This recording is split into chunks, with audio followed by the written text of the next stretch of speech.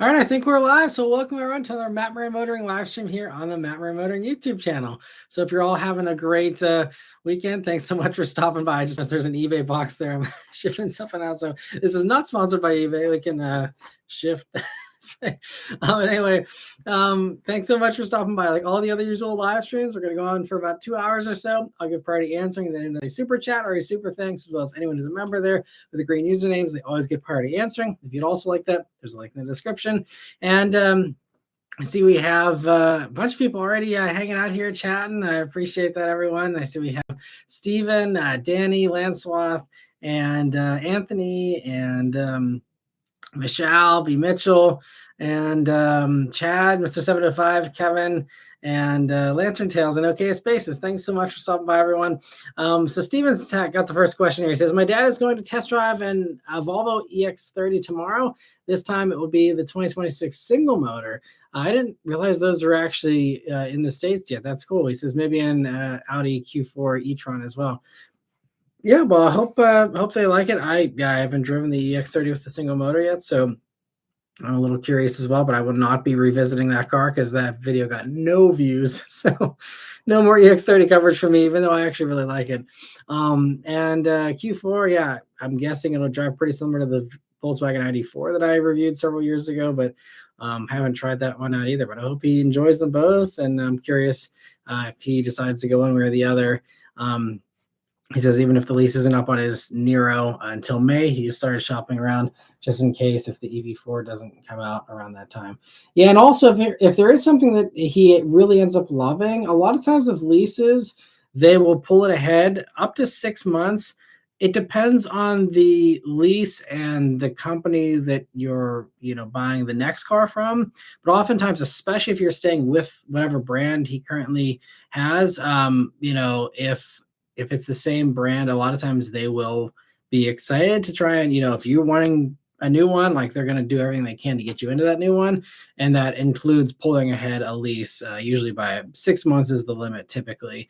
Although with the right incentives and stuff, some dealers might be willing to buy out or pay the penalty to even pull it ahead even further than that. But typically, so I mean, you're getting close to that window here. I mean, I guess once he's in, November or December, he will actually be in that 6 month window. So yeah, if he's got the Nero, especially if he wants, I guess EV3 is not going to be as, that's not an option. But if he test drives an EV6, for example, he may be able to get into that even sooner. I'm not sure if the EV6 is one of the ones he's considering or not, but that, something like that is where or even EV9, whatever, things like that are in the Kia brand, they'd probably really bend over backwards to pull ahead the lease if you really want to get out of it sooner.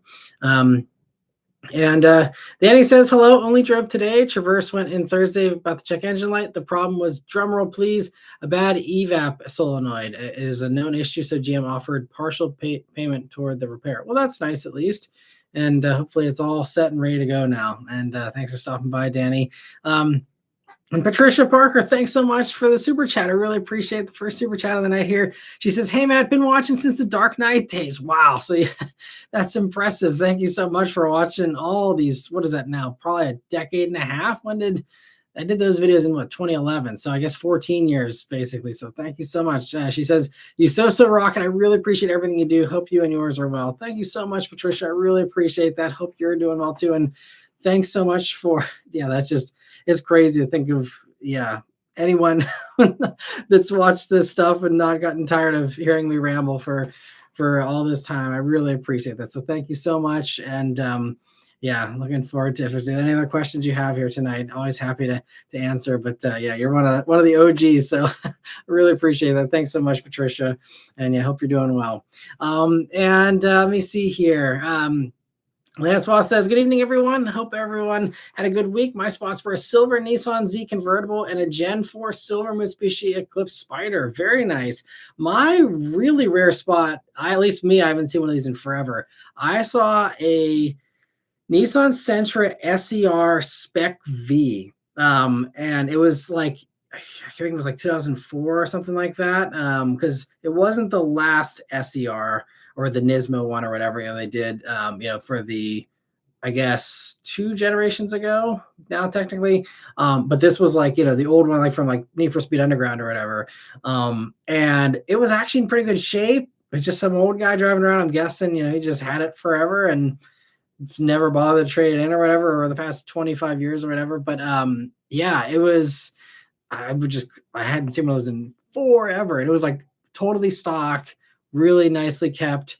And I have no clue, what the, upon closer inspection, would have looked like. But if that thing is super clean, I mean, something like that would go for probably good money on Bring a Trailer these days, I'm guessing. I haven't looked them up, but I just couldn't believe I pulled up behind it at the red light the other day, and I was like, holy crap, I got to remember this one for spot of the week. Because that was, I mean, I saw, some other cool stuff too, like we talked about on Wednesday. Saw a lot of exotics in the first half of the week when I was in Arizona, but that was the cool one when I got back. And let me see. Chad, thanks so much for gifting a membership here. I really appreciate that. Happy to see if Veslin was able to get that. And Lancelot, thanks so much for gifting 5 memberships. I really appreciate the generosity there as well. I'm happy to see a bunch of familiar faces and some new ones able to get those memberships as well. So thank you both so much for your generosity. And let me see here. Stephen, or sorry, we already covered that. Danny says rare spots for him were a 2003 Lincoln Aviator and a 1992 Ford Escort GT and a 94 Ford Escort wagon and a 2023 Mitsubishi Mirage Ralliart. Very interesting if you ask me. I have my last week of school before we go on fall break, which starts on Halloween. Nice, that's awesome. Full week off of school. I'm glad. That's usually, I guess, yeah, for fall break, you get a week. I always thought that was around Thanksgiving, but that's cool. And hope you enjoy your week off here this following week. But those are some good spots. And also, if you like that old stuff, I did actually just like an hour and a half ago post a new junkyard walk on the Relics of the Rust Belt channel, and saw some more cool stuff. Went back to the Pittsburgh yard because they turn over about every 60-ish days. There's a couple cars I saw that I had seen last time, but just posted that there, so you can check it out after this if you want, or if you get bored of this. You can go watch that. But it's fun. I'm telling you, I love doing these junkyard videos because they're just, you always see something new. There's always, some quirky old stuff. Like one of the random things that actually right towards the end, Danny, you might appreciate, was I found a Taurus wagon. I think it was like a 2003 Taurus wagon that had the wagon jump seat. Like I didn't know they had these, and maybe I'm sure you probably do, Danny, but I didn't know that like they had like the rear facing third row in a Ford Taurus, and it's just a flip down thing. It's like you're sitting on a glorified like padded picnic table essentially, but it had seat belts, and you had a little like footwell to put your feet. And I had no clue that the Taurus even offered that. And so like, just cool little things. You just pick up these little fun, weird trivia pieces, sometimes just walking through the yard. But so many cool things I always see. I'm really enjoying those. I hope you guys are enjoying them as well, those of you who enjoy the old stuff. And let me see here. So Anthony says, hey, everyone, saw a few cool cars this weekend. McLaren 720S, early 60s Corvair, this convertible, a few Hummer EVs, and a few Porsche GT3s flying up the Palisades Parkway. Very nice. Yeah, good place to do some car spotting. That's awesome. And Lancelot says, going to cause mayhem and chaos then, Danny. Yeah, with the week off of school. And let me see. Vishal says his spots are an Oldsmobile Intrigue. Interesting. And an EX30 for the first time. Nice. I actually saw an EX30 this week too, out in the wild, a black one. I've so far seen there was like a gray one, and now I've seen a black one. I'm actually honestly surprised to see any of them out there. I don't know. They weren't really even doing much in the way of lease deals, even towards the end of the tax credit frenzy there. So yeah, I'll be very curious to see how that car sells. I'm not expecting it to do well, especially based on the very meager interest in it on my video, but I hope it does well for them. It'd be great to see Volvo get a little win there. And Michelle also says, did you see the report how a diesel Skoda went 1,759 miles on one tank? I hadn't heard that. Pretty impressive. Didn't look into it further, but saw that headline. That's cool. I hadn't heard that. I'll have to look into that. I'm guessing, is it a new thing they came out with, or did someone just hypermile really effectively beyond what the normal estimates for that car are? I don't know. That's interesting. I'll have to check it out. Thanks for sharing, Michelle. V. Mitchell says, probably created the interesting spots in my area, taking out the 78 Lincoln Mark V and the BMW 2800 CS one more time to fuel up before parking for the season. Well, I hope you enjoyed that final drive.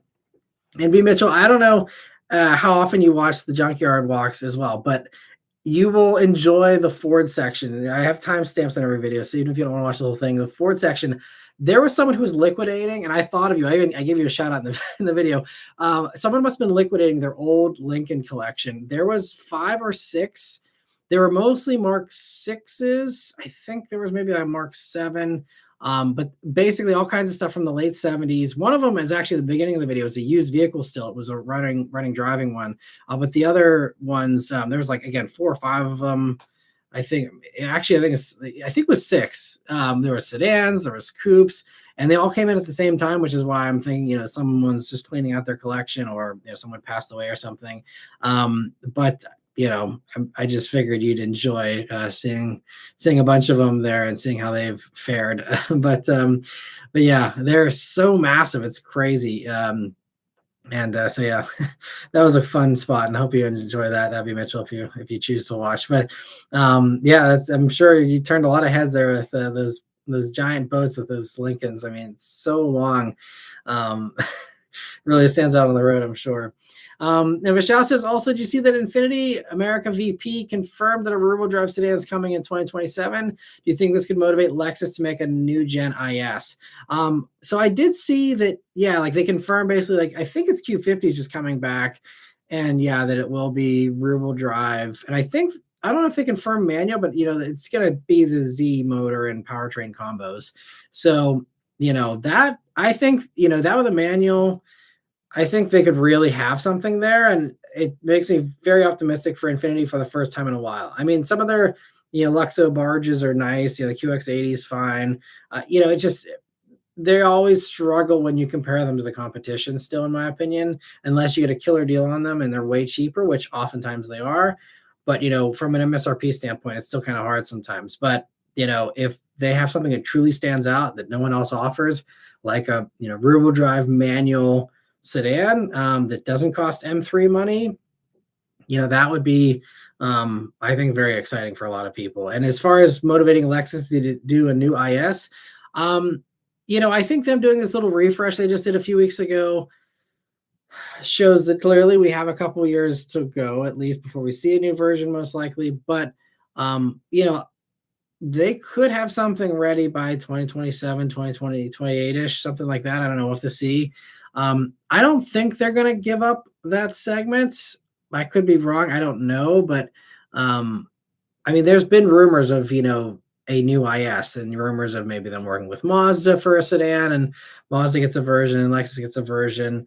And I don't know if that rumor's been squashed or not. But, I think that Lexus probably wants to do something like that. I mean, maybe they'll just stick with the ES being, it for everything. But yeah, I don't know. I feel like there could still be some interest there to do something. And yes, even if there isn't, and now they're hearing about this and they're seeing that, oh, maybe these, somewhat affordable luxury sports sedan, competitions are heating up a little bit again, and it's not just everything being automatic and kind of ordinary, then yeah, I think that could motivate them for sure. So we'll see what ends up happening. I just don't know. I think there is still a lot of electric stuff in the pipeline for Toyota and Lexus. If they don't do a partnership on something, then I would be inclined to think new IS could maybe be electric. And I mean, that could be cool too, and could be their take on that. And you have 2 separate offerings. You have the old school setup for those who want to just keep, with a manual and a, V6 and all that. And then for people who want something a little futuristic but don't want to go up to something as big as the ES, or they could do the powertrain mix we've seen with the new ES, where you have the gas, you have the electric, and you offer both. So they could play it both ways, I suppose. I doubt they'll do a manual. That's the only thing. But yeah, I don't know. I mean, I'm just excited for Infiniti, and for their own good, I kind of hope it is just something that just they do, because then everyone who wants that thing, which I think is actually a decent amount of people, will all just have to go to Infiniti. There won't be any other option really, unless a Cadillac surprises us, because they're saying CT5 now is going to get a new gen gas generation. Now, would that do manual only for the Blackwing like we saw with this current gen? Probably, but maybe that could motivate Cadillac actually to pull in the Blackwing manual and put it in some of the other powertrains, the lower powertrains possibly, because they have their own great twin turbo V6. Pairing that up with the manual could be actually the one I could see most likely taking the fight to Infiniti. but we'll see what happens. It's kind of interesting to see how this all pans out. So yeah. And let me see, Chad, thanks for stopping by. And Mr. 705 says, hey man, from Ontario, Canada, where things just went up another 10%. Sorry to hear that, man. I'd say hopefully things get better soon, but I think that's kind of foolish to say. But I hope everyone can adapt and make do best they can. It's been a rough year, I think, for a lot of people financially, and we'll see what happens. But hope you're doing well. At least you got the Blue Jays in the World Series. Fingers crossed. Hopefully, they're at least a nice little mental reprieve from the rough reality of 2025 for everyone. But anyway, let me see. Kevin, thanks for saying hi. And Danny says also saw, get this, a 96 Mercury Mystique, aka the cousin of the Ford Contour. Never thought I'd see one of those. Nice. Yeah, I remember when they were not super common, but I mean they were out there in pretty decent numbers back in the day, and then they all vanished pretty quickly. I mean, even the Contour, I see a lot of Focuses and but yeah, I think the Contour generation just aged out pretty thoroughly. I think I saw one in the yard this past time. I have seen one or two in the yard in my adventures here in the past 2 months, but that's it's cool to see. And yeah, the Mystique is definitely far more rare. I haven't even heard that name in years. So that's fun. Nice spot. And Chad says episode 151. That's my favorite number. That's awesome. Well, it's wild. We've been doing these, and this is just as I've started counting them this way. If you remember before 150 of these, I would do them like monthly. And so it was, October live stream, whatever, but to 150 of these, and most of them were 2 hours because I just added the 1 hour ones here, earlier this year, but like most of them were 2 hours. I'm not going to do the math, but 150 times, I guess that'd be 300 hours of talking. And so for all of you that have sat through much of that, thank you so much for hearing me blabber that much. I'm glad you guys enjoy the lives. I am going to try and do a gaming live stream at some point here too, because I talked to my brother-in-law. He actually has all the stuff to do a video game stream, and he has a PS2 that I could borrow, and I'm gonna pull out my old memory cards here and like boot up like my Gran Turismo 2 save game that I haven't opened in at least probably 20 years. Probably about 20 years.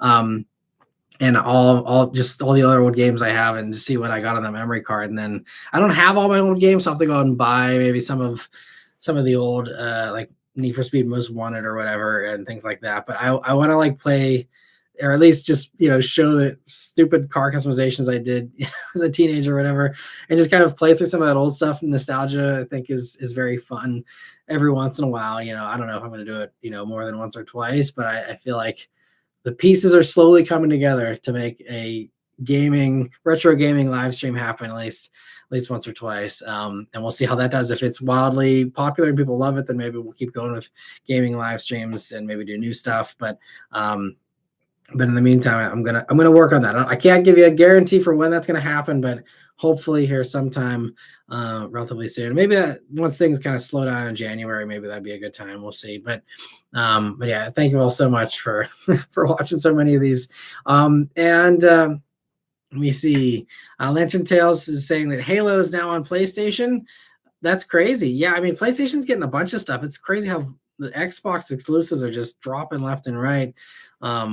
Definitely, it's like there's no reason to buy an Xbox anymore, it seems, at least just in my very naive understanding of things. I don't follow gaming nearly as much as I used to. Luke says, I saw 2 Cobalt SSs. One was a supercharged model and one was the turbo model, and they were friends and they were driving together. It was really cool to see. That's awesome. It's always great to have friends to cruise with, especially with similar cars. You can kind of you don't have to worry about keeping up or something because you're all very similar in performance and all that. Then Luke also says, as far as the new RAV4 goes, I would probably pick the XLE Premium trim if I were buying one. 10.5-inch screen is perfectly fine, and I still get features like heated seats and adaptive cruise. Absolutely. Totally agree. And this is the case with a lot of these new cars. It's like, is there a strong reason to go for higher trims? It's less and less of a compelling offering than it used to be, as far as just you get so much good stuff. It used to be, yeah, if you want any of the good stuff, you had to go to a top trim, but like now you don't have to do that. So yeah, I'm right there with you. The 10.5-inch screen works all the same, has all the same functionality. So it's like, why not? Yeah, it's I still love the GR Sport though, and the plug-in hybrid ones are really cool, but I have no clue what they're going to cost. Maybe they'll be more aggressive with the pricing on the PHEVs this time around to make them more popular. We'll just have to see how it all plays out. But I'm glad you guys enjoyed those RAV4 videos. It looked like, saying subscribers were choosing to watch them more, and they were, watching longer, which is always, again, the perfect combo to help the video do well. But those videos are doing actually quite a good bit better than I was expecting, especially that XSE one is like 18,000 views, which is very good for 5-ish days or whatever, for my channel. So I'm thankful because, a lot of times these press trips is a complete gamble, roll the dice, even for a vehicle that sells as many as the RAV4 does. Sometimes I'll do RAV4 coverage, or I'll do coverage like Tacoma. I thought Tacoma would do super well, and my initial Tacoma review did terrible. So I don't know what to expect. So I'm very happy that it resonated with many of you. And yeah, I'm just glad that trip wasn't a waste of time. It was a really nice little win there. Will, thanks for stopping by, and Veslin as well, and Raphael too. And chat says, seeing the different RAV4 videos, I kept wondering how much does having different headlights save the company just to make certain models look cheaper?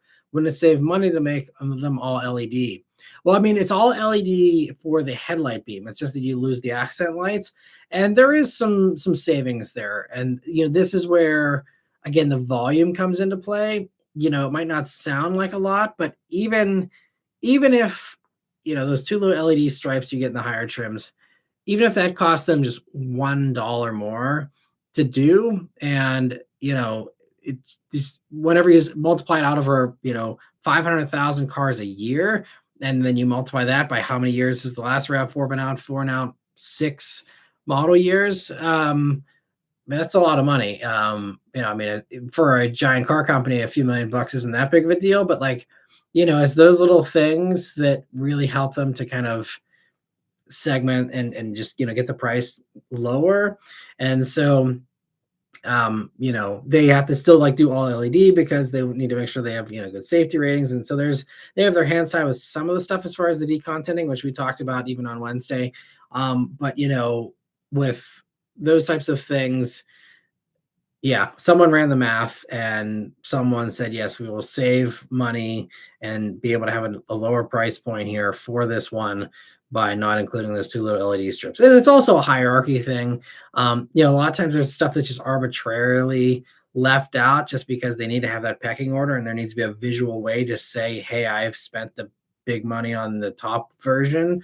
And so even if maybe they are losing money and maybe it is cheaper just to do one headlight across the board, if you then factor in the cannibalization of, oh, everyone gets the good lights now. And so maybe for some people that is a deciding factor. I don't know how many people it is, but again, they have the analytics, they have the data, they have the test groups, and all these things. And so again, they compile all this data and then make these decisions of, how much money would we save if we all had the same headlights for every trim, or how much are we saving by not having that?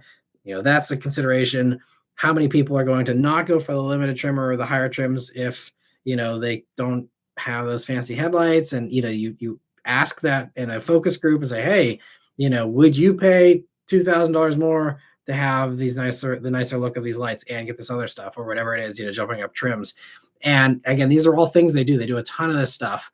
And I can't say any specifics, but I can say I have actually been in a focus group once for a car thing, and they really dive into, okay, well, here's option A, here's option B, which one, and then how does your preference change if it's this price? How much would it change if it's this price? What if we package this with this, and what if we did this and that? They extensively interview people about this kind of stuff and really try and get outsiders' perspectives on these things. And so again, they compile all this mountain of data, the financial component, the hierarchy component, Even just again the production restrictions that they may or may not have. Do we have a supplier to make two different lights? Is that within their wheelhouse? Is that going to be stretching them too thin? There's and what does the supplier give us a worse price if we ask them to do too much versus just doing one thing? There's a million things behind the scenes that go into those decisions. So that's why it's kind of hard to say exactly what is the driver there. Is it money? Is it hierarchy? Is it supplier constraints? Is it a combination of all three, or even something else that we haven't considered?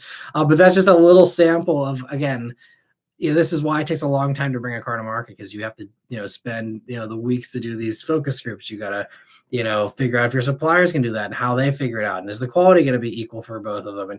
And there's so much that goes into all this stuff, and so it's kind of fascinating. The more that you learn how the sausage is made, to kind of really appreciate what all goes into a car and a new launch and all that kind of stuff. It's pretty wild.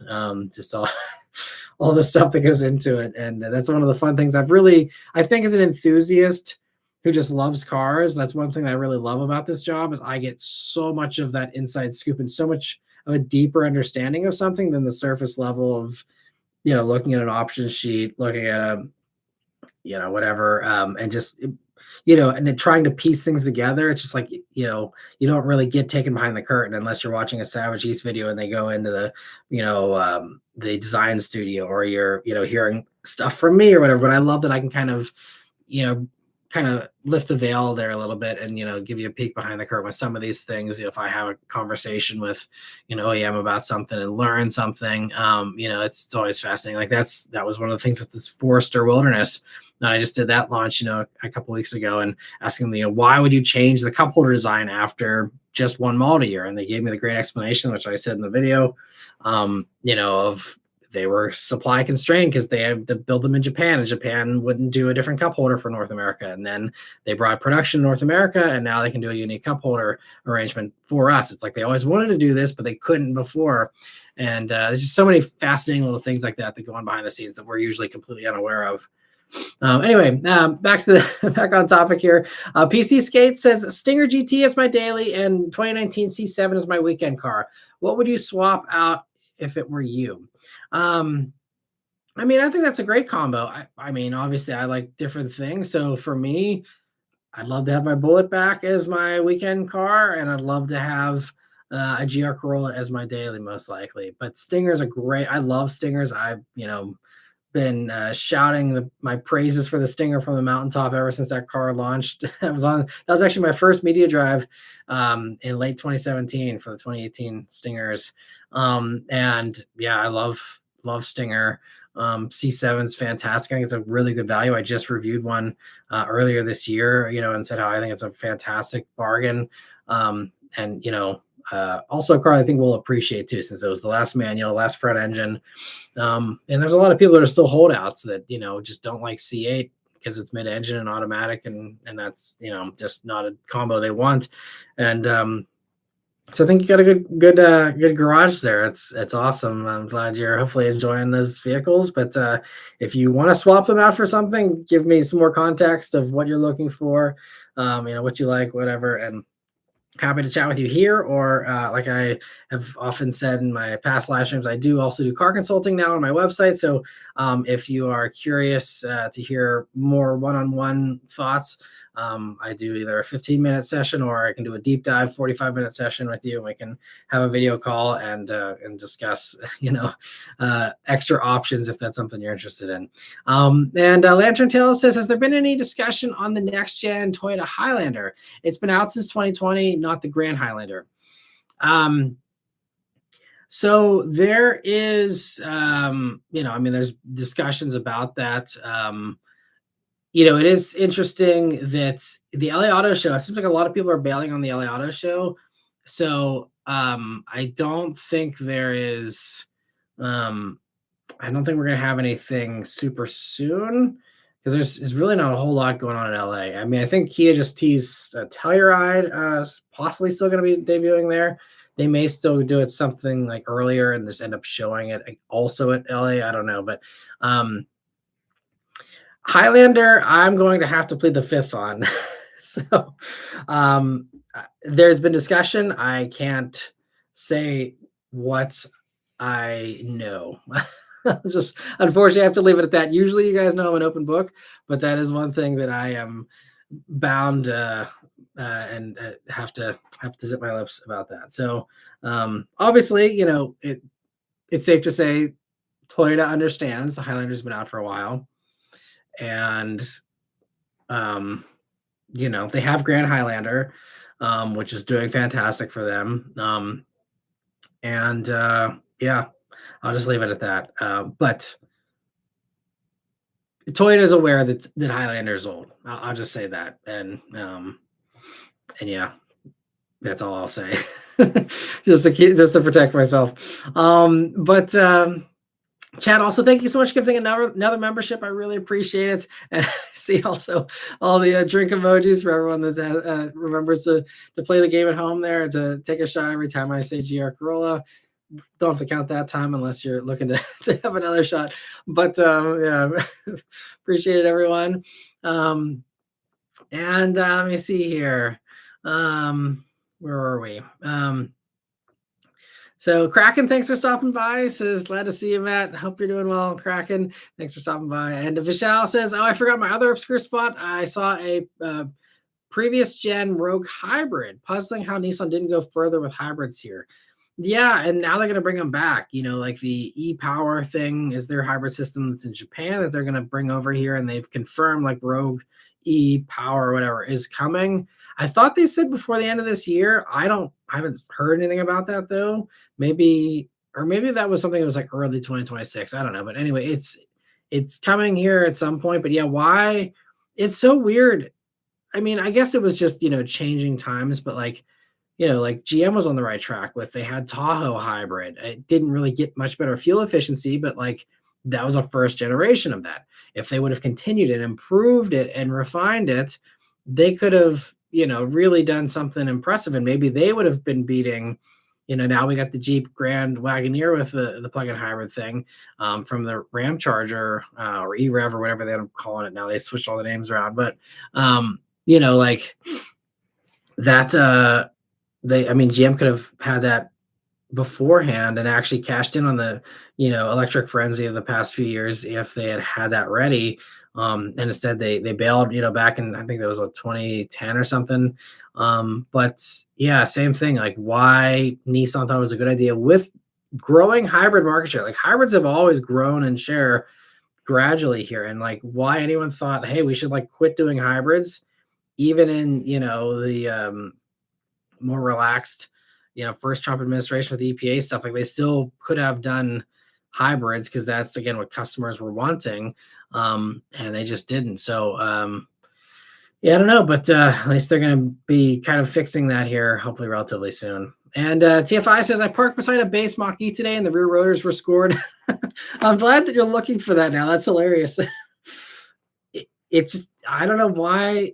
It's so easy to just copy and paste the software from, GM and just patch it in as a software update. Like I don't know why they haven't bothered to do that, because it is wrecking rear rotors, and I don't know how other people are handling it. I don't know if Ford's just getting hammered with warranty claims, or if it's something that people are just sucking it up and saying, oh, okay, I guess it's just the way the car is. I'll just fork over hundreds of dollars for rear rotors because of a bad design. I have no clue, but that's funny, TFI. Thanks for sharing that. The OKS Basis says, my random spot of the week was a first-gen Mercury Villager. It looked to be in great shape and surprised any were still on the road. That is impressive, especially a first-gen. That's an impressive spot. Thanks for sharing, OKS Basis. And Raphael says, my sighting was a Pontiac Fiero. I didn't know there were any left. I do very rarely see some out on the road. There's a dedicated niche of people who really love them and keep them going. But they are, I think that is a very small niche. So that is a very rare spot. Good job spotting that. And TFI is excited that the Mirage Rally Art was mentioned. I think I've resolved myself to hopefully doing a Mirage review before the end of the year here. I have one or two other used cars I think I want to try and slot in possibly. I think I may have one or two slots before the end of the year left, and I think I'm gonna try and do a Mirage because it will be a good laugh, I think. So I wanna try and do it. We'll see. And chat says a dealership near my house has a Bullet for sale. Very nice. I'm curious what they're going for, if it's the new gen, because pricing seems like it's still a little all over the place, depending on miles and stuff. But the 08s are really stubborn. They just will not depreciate unless it's a really crappy one. But anyway, Lantern Tail says, my experience of the week is my friend's 1998 Toyota Century. He let me sit in the back. I sat in the recliner seat. It's so damn comfortable. It is 17 feet long, so he used me as a backup sensor. Nice. Well, that must have been so fun to ride in. Yeah. And old school 90s Japanese luxury. That sounds like a very fun idea. Hope you dress like Yakuza and have a cigar in your mouth like Tokyo Drift or something. That's funny. Oh man, I don't even know. Did they change the design much? I don't really know much about the Centuries as far as, because they kind of look the same for a long time, right? I think I'm picturing the right thing, but maybe I'm not. I don't know. And PC Skate says DeLorean is his cool car I spotted this week. I know the guy, and he actually said he swapped out when he restored with the twin turbo Stinger GT engine. Wow, that's sweet. That's a fun swap. I see Lantern Tales also says he felt like a mob boss. So you're right there, same wavelength there.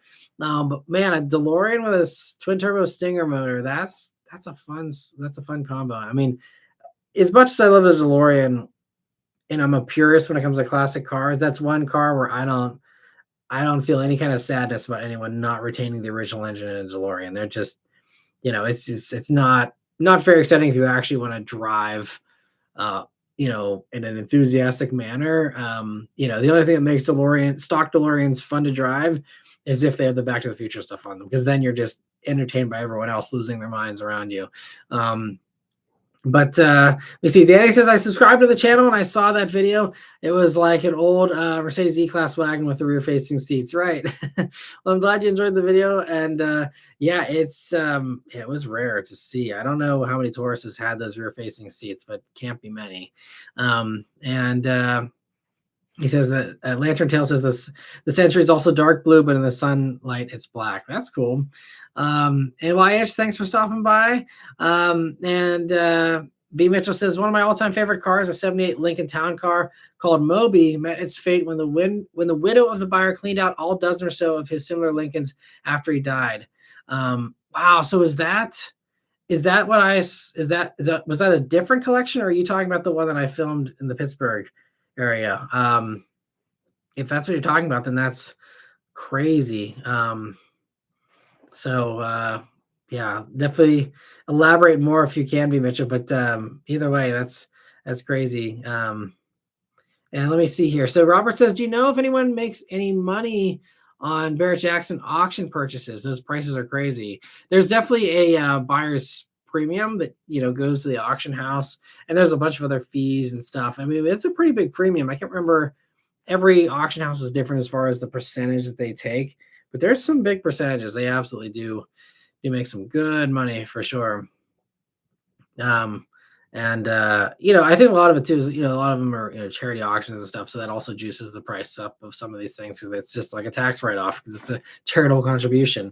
Let me see. Dave says Nissan's putting out some good cars now, but will people give them a chance? Maybe a Halo car will help. I mean, they've had Halo cars, though. GTR has been out for all this time, and that hasn't helped Nissan too much. So I don't think that would help. But I think that the good product hopefully will stand out. I think that, it's one of those kind of chicken and the egg problems where if there's more of them out there, then they are in the public consciousness a little bit better. And then people say, oh, that's a nice car. What is that? Oh, it's a Nissan. Oh, that's a thing. I didn't realize this. Oh, it has all-wheel drive. I didn't know Kicks came with all-wheel drive. Or now it just does. People that are out of the loop that are piecing this stuff together, 2 years after these cars came out or whatever. I think, Kicks will hopefully be it's been such a good seller that I hope that people start to see those and take notice. And the fact they sell them in such bright colors and people are actually buying the bright colors, it seems, at least around my area, hopefully that'll catch people's eyes and people be like, oh, hey, look, there's a nice little new Nissan I haven't seen before. And then they see that it has all-wheel drive and they can, treat it like a real SUV and stuff. And then, I'm hoping that that's kind of a snowball effect that starts. And I think that the bold styling has been working for them. I think the Sentra, again, you'll see my review of that here. That embargo drops November 10th. I filmed that here this week in Arizona as well. So I can't say anything about how it drives or anything like that. But, I think the bold styling, again, will help this stand out. There's some bright, bold colors. I can't talk about pricing either, so I will cut my thoughts short on that. But, I think that, they got really good product coming here. And I think, they have Z, which is around and that can kind of operate as a halo for them. But I think that they just need to make, solid cars and make them and sell them in large enough quantities that everyone else notices them.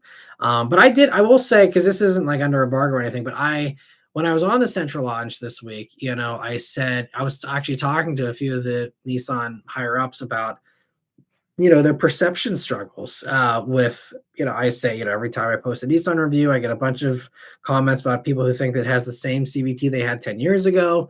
Like, people still don't understand that is ancient history. They haven't used that CVT in many years, and they have a new CVT, but it's not the same. It's completely different. It's so much better. It's fine. They're doing high miles, no problem. And I was just like, people just still aren't aware of the fact that, the Nissans of 10 or 15 years ago that's not the same reliability as it is these days. And he the one guy was even like, yeah, he's like, and we made a mistake by having, the Murano with that CVT. He was like, it was just too much power to put through that CVT, and they just failed a lot. And he's like, it really damaged us. And, he's like, it's tough. And so I even floated the idea, because I was like, we see Ram has extended their warranty to kind of calm the nerves of everyone who's seen the, Ram quality issues of the past couple of years. And I said, is this something you guys would consider, is maybe bumping your warranty, even temporarily, just do it for 5 years or something. You don't have to do it forever, but, just to like have a marketing campaign, like, hey, we've got a longer warranty. Hey, like just bring the general awareness up that like Nissan is, more reliable than they used to be. And that, and also that, back in the 90s, like they were fairly equivalent to Hondas and Toyotas. I don't think they were ever equal, but I think they were, viewed higher by most people. And then, the late 2000s, early 2010s happened. I think that really knocked them down a couple of pegs. But, and so I just said like, hey, would you guys consider like, upping your warranty or something? He's like, they're never specific. As we're evaluating, a variety of things, and maybe they'll do a bunch of stuff, maybe they'll do nothing at all. That again, this goes into, like I said earlier, all these different, you can do focus groups, you do market research, all this other stuff, and you try and compile and figure out, okay, well, what's this going to cost? Is it worth it?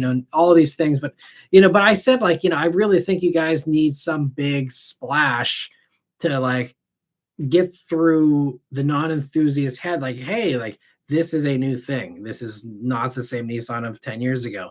And I think if they can bring, whether that is a longer warranty, or it is, some other big splash, a marketing campaign where, they do crazy durability tests in commercials, or I don't know, something where it's like driving home the point, like, these are solid cars.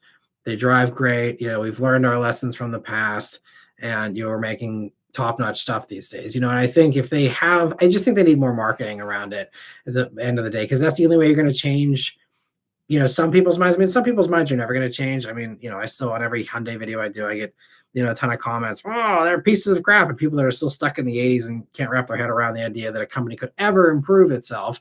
So there's some people you're never going to change their mind, but I think for the open-minded people that just genuinely are out of the loop on it, I think that those people, if you have a marketing campaign that's strong and says, hey, look, we are doing better than we had in the past, and we're here to stay. And I even, I was talking at dinner with one of the other Nissan people this week, and I was like, congrats on, you guys are really coming out with some great new stuff here. And I hope the momentum continues. And the guy was like, yeah, a year ago, people were saying we were going to be bankrupt by this time, because I remember when I was doing the weekly updates last, fall, that was when the report and the rumor came out that like Nissan's got 12 months to live without an infusion of cash or partnering up with someone or whatever. And they didn't partner with anyone. The Honda thing, came and went, and it hasn't materialized. Obviously, I don't know what the progress is on that. I didn't actually ask, but he's like, everyone thought we were going to be bankrupt by now, and we're still here. We're doing our own thing without a partner, and we're making great products, and we're on the right track. And really, I think it's impressive what they've done just in the past 12 months, and the faith that they've had in themselves is truly inspiring as well. And everyone was, doubting them, myself included. And here they are. They're still here. And as far as I know, they're fine. There's no issues. And I mean, obviously they still are digging themselves out. It's not like they're doing great, but like they're improving and they're here to stay, I think is the message, and I think that also is worth exploring as far as just raising awareness for people who might be nervous, like, oh no, if I buy a Nissan, will I be able to get it serviced if they go out of business or something? And like just reminding people that like, hey, they're solid, they are here to stay, they're not going out of business. And even if they did go out of business, they get bought out. It's not like you wouldn't be able to service a Nissan if something happened to the company. But I think that they're just, I think they're on the right path, and I think that with the right marketing and the combination of putting out these great products and just getting more people interested in Nissans, I think that will help more people to give them a chance. It's a very long answer to your question, but I think that'll hopefully help. And Fook says, hi, I saw a super clean orange Volkswagen hippie bus today. Very nice. Thanks for stopping by, Fook. And Lantern Tail says, Toyota should make a GR Corolla sedan. Honda only offers the Type R in the hatchback body style. I agree. I kind of wonder why they don't do, I mean, I know obviously with the GRs in Japan, they're all hatch and they don't do a sedan. And I'm not sure why. It's a very good question. I'd love to see a sedan version because that would actually be a little more practical because the hatch is small in the GR Corolla. The back seat's smaller in the hatch slightly than it is in the sedan too. So you'd actually have a more usable daily driver if you put it in the sedan. And that would truly take the fight to the WRX for people who do want a sedan and do want a bigger back seat. I mean, Corolla still is going to be a smaller back seat than WRX even if you go for the sedan, but yeah, I mean, I should be copy and paste. Like you shouldn't need to do extra stuff. I'm sure, you get to do a unique rear bumper and maybe throw a spoiler on for fun. But that's all you really have to do. And I guess a slightly longer exhaust to accommodate the longer length of the sedan. But like, these are easy things. They could very easily do a sedan version. I don't know why they haven't. Maybe we'll see that for the next generation if they continue to keep, GR Corolla as a thing, which I would assume they would, especially if it's going to. I just don't know because they did officially tease for the Tokyo Auto Salon. They're going to have a completely wild new Corolla concept or whatever. And so, if that changes a bunch, I'm a little nervous that that's not going to retain the same formula. I think they're still in rally, so I think they have to do something fairly similar. But yeah, I don't know. We'll have to see how it all plays out. But I hope that the fun character of GR Corolla sticks around. And yeah, it'd be great if we see a sedan for the next generation. And honestly, I don't know why Honda doesn't do a Type R sedan too. I think a lot of it is just like tradition for them. And like, well, this is the way we've always done it. And even if it could make them extra money, they just have no interest in changing what those cars are known for, I guess. I don't know. But like you're leaving money on the table. I mean, I'm sure there's people who would rather have a sedan version. And it's not a heavy lift. I don't think it is, at least. I don't know. But anyway, yeah, that's a good point. And let me see here.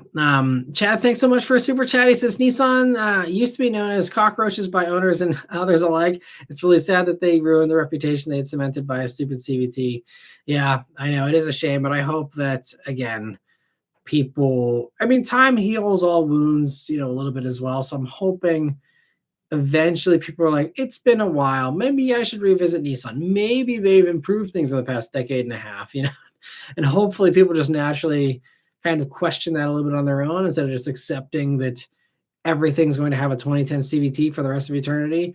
But who knows? Some people, again, once you taint their perception of a brand, there's no saving it sometimes. So, we'll have to see. See, Chet says we're getting lit tonight with all the Jerry Curl references. That's funny. And all right, let me see here. So where are we? So TFI says if there is a luxury sedan war, could we see a Cadillac Catera Blackwing? The 2.7 liter i4 T is a beast. That is a great motor, but it sounds like Cadillac is not bringing back CT4, which is, I guess you could say, kind of the equivalent. I mean, wildly different because Catera is just a nicer Malibu. But CT4 is not returning. CT5 is. I don't know what they're doing on the electric side because I'm pretty sure that still is holding, of them doing something that's between CT4 and CT5 in size, and then something that's between CT5 and CT6 in size on the EV side. Now, I don't know if that's going to share, bodies and platform stuff, and it's going to be a multi-platform thing for the gas CT5, or if that's going to be a completely different thing. I don't know. I'm guessing the electric ones are going to do new names because, they like doing the ick at the end of all their stuff. So I don't know what they would call the sedan.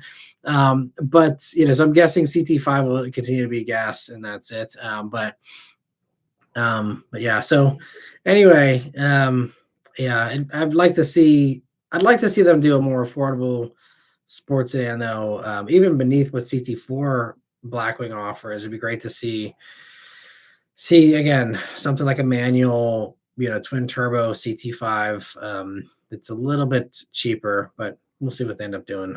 I'm happy to see CT5 stick around, especially because, again, it's giving people that choice. Instead of completely abandoning the electric thing, they'll have the electric sedans for people who want that, and then the gas one for those who want the other. Because I think Cadillac is on a fantastic roll with their EVs. I'd argue they're doing better than anybody else in the industry as far as covering the market, getting a ton of market share, really quickly. And I think that's going to position them incredibly well for the 2030s. Again, once someday we have some kind of regulations again, I think that they're going to, because you look at, Lyric is just, it's the number one seller if you don't include Model Y as a luxury brand, which kind of debatable. But if you can include Tesla's luxury, then Tesla's still the king. But otherwise, Lyric is the top seller in that segment. Vistic is poised to do really well. I actually have a Vistic press car right now. Very impressed with it. It's basically, it's this underneath, it's the same thing as the Lyric. Speaking of Wednesday, we were talking about the Lego car thing, and that's what Cadillac's doing, which I think is very smart. Underneath the Vistic is the same battery, the same wheelbase, the same platform as Lyric. It has the same motors as Lyric V, also Blazer SS EV. Same motors, so it's just like popping in the Lego motors, popping in the Lego platform, Lego battery, and then you put a nice big body on top of it.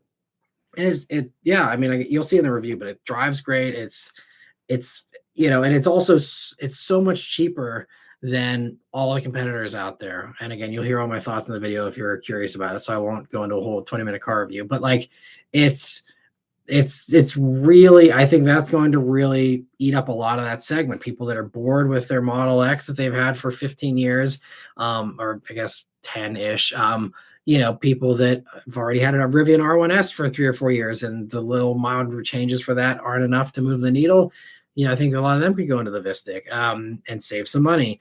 I just think they're playing it incredibly smartly. Now, if the whole EV market drops off for a year or two here, it might be tough, but I think that they have the wisdom to look long term and see how they're positioning themselves super well. And once everyone gets their head out of the sand in the 2030s and gets back on track with EVs, Cadillac is going to be way far ahead of everybody else with market share, with familiarity. Everyone will know by that point that Cadillac's got all these EVs, and everyone else is going to be this newfangled thing and trying to, grapple into market share and just, it's going to be interesting. So anyway, but I think the sedans they're going to have are going to really also help to get them. They're a little bit behind there because we already have the BMW and the Mercedes sedans and stuff that are, especially the BMW is doing well sales wise.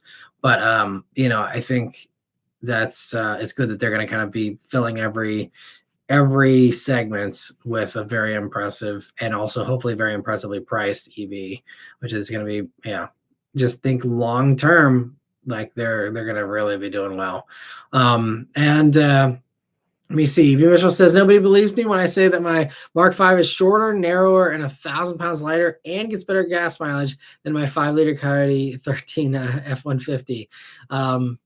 Nice. That is impressive, because yeah, you wouldn't think it just looking at it, but that's funny. And that's also why, yeah, when you put it in those terms, it's like this is why, we're having a lot of the issues we're having with road infrastructure, with, guardrails not holding up, with, just the higher risks with crashes and stuff, because everyone is in these things that if you package them to look like a Lincoln Mark V, it's like, oh, everyone's in this boat. But whenever it's a pickup truck, it's like, it's still large and people understand that, but I don't think it doesn't drive the point home quite as much, I think, as the Lincoln and its exaggerated proportions. So I can totally understand that. That's crazy, B. Mitchell.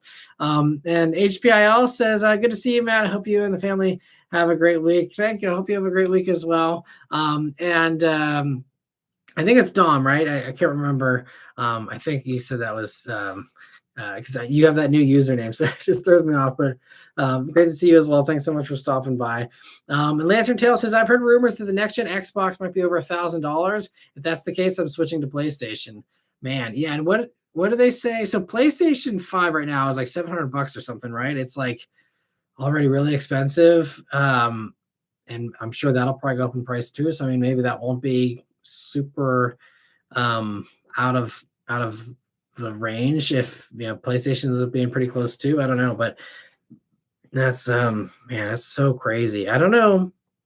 You would think also, I mean, not like mobile games are a great substitute for real gamers, but like with how mobile games have really eaten into gaming a lot, you would think that they would be trying to go the opposite direction and try and bring this stuff down cheaper, instead of being more and more expensive. I don't get it. I don't know. It sucks that every fun thing that used to be like attainable is now like a gigantic purchase. Like everything, like fun cars are getting more and more expensive. Fun video games apparently are getting more and more expensive. It's just like, why is, I mean, I know that, the natural ebb and flow of things is that like everything slowly gets more expensive and inflation does its thing. And it seems that this is more aggressive than that. And like I mentioned on Wednesday, it's just that, wages aren't keeping up with this stuff either. That just exaggerates that effect. But man, yeah, just having to drop $1,000 to play the newest video games just seems crazy. But I know back even, early Nintendos and stuff, if you adjust some of that stuff for inflation, it's like truly insane with how expensive it was. So maybe it's just finally catching up. Maybe we just were spoiled for the past decade or so. I don't know. But anyway, let me see. I see TFI. Thanks so much for being a member for 14 months now. I really appreciate it. He says the fitness gram pacer test is a multi-stage aerobic capacity test that progressively gets more difficult as it continues. The 20-meter pacer test. I've never heard of that. Thanks for sharing, TFI. Yeah, I don't have any follow-up to that. So, but if you want to elaborate more, happy to chat more about that if there's some context there that I may be missing. Let me see. So where are we here? So Danny says, here's a weird thing about GMs. The GM Theta platform had the following cars on it: the Gen 1 Equinox, Pontiac Torrent, Saturn Vue, and the weird one Suzuki XL7. Me being on Google too much again. Yeah, I mean, I remember when they were all kind of, it was a little more than badge engineering, but like the Pontiac Torrent, which I spotted a few of those in the junkyards too in the past couple of videos here. But yeah, all that stuff, yeah, all the same. Also, continuing on, Danny says the Theta platform also had performance options for two of them with the '08 Equinox Sport and the '08 Torrent GXP. Yeah, and they made, the GXP. Yeah, and I vaguely remember those. That's, especially the Equinox. There was also Equinox SS, right? At one point, I'm pretty sure. But yeah, and he said, Danny said we had the '06 Equinox. I talked about that car too much, but the one thing we thought would go on it was the head gaskets, because we heard the 3400 V6s had weak head gaskets and they never went. Well, that's good. In our 12 years of ownership. But the New Jersey winters were not nice to that car. We had to crank it up twice to get the engine to start, and the battery was brand new. The way we got it to spring to life, my dad held the gas, and the 3400 came to life. Yeah, that's also just a very common trick back in the day with a lot of old cars. You had to give them a little bit of gas as you were cranking it, yeah, a lot of old stuff. That's the like every classic. You pretty much that's standard operating procedure with a classic. At least I think it is. To you always give them a little bit of gas as you're, because especially the carbureted stuff, I think that was actually like needed to kind of get things moving there. That's funny. And also Chad says Corvette and me were slightly speeding, no other traffic, when I spotted a state trooper hiding under a bridge. I was in the middle lane and tapped my brakes like crazy. He thanked me profusely. Oh man, well that's good that you're able to look out for them, and you never know when a cop's hiding. Luke says, spending the night under the McKees Rocks Bridge. Luckily, it's a gated yard.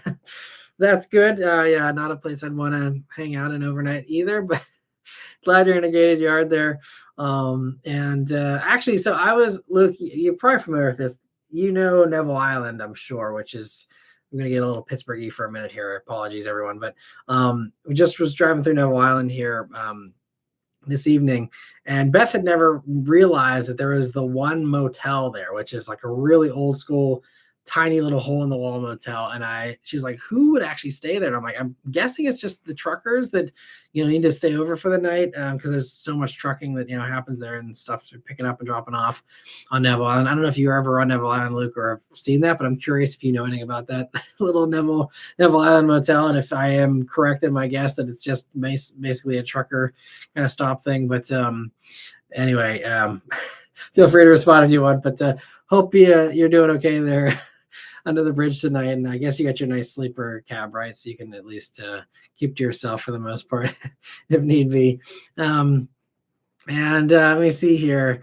I see Luke's happy to get the gifted membership there again. And let me see. So Underdog says, hey Matt, do you think car parts are unnecessarily expensive? My uncle has a 2020 Ford F-150 and his taillights were stolen while he was on a trip. Turns out it's going to cost $2,500 each to replace. Yeah, those taillights on the F-150s are a very common popular thing to be stolen because they have the blind spot monitoring sensor in the taillight. And why Ford didn't make that harder to take, I don't know. But yes, that is a very common thing. Sadly, and there's a whole article. I can't remember how many of those, like there was a big batch that got stolen all at once. And I think people were like angry at Ford about it and wanting something to happen. But yeah, that's, and honestly, I don't know what insurance rates are like for those, but I'm guessing they're kind of high because that is such a common thing. And it's, paying $5,000 to replace your taillights when someone just pops them out. Definitely would be a problem for insurers too, but that's unfortunate. I'm sorry that had happened to him, and hopefully you can get some new taillights soon. But in that case, it's because they have the sensors, and that's the problem with a lot of these sensors. They're very expensive. This is why a minor fender bender ends up with a totaled car, because you got thousands of dollars worth of sensors in the front end of some of this stuff, and you bash that in, and if you have any other damage like that, oftentimes puts it over pretty quick. And same thing with the back end. You rear-ended, it can turn into a gigantic expense there. So yeah, it's very, very common. I mean, a lot of other car parts are expensive, and that's a whole separate problem.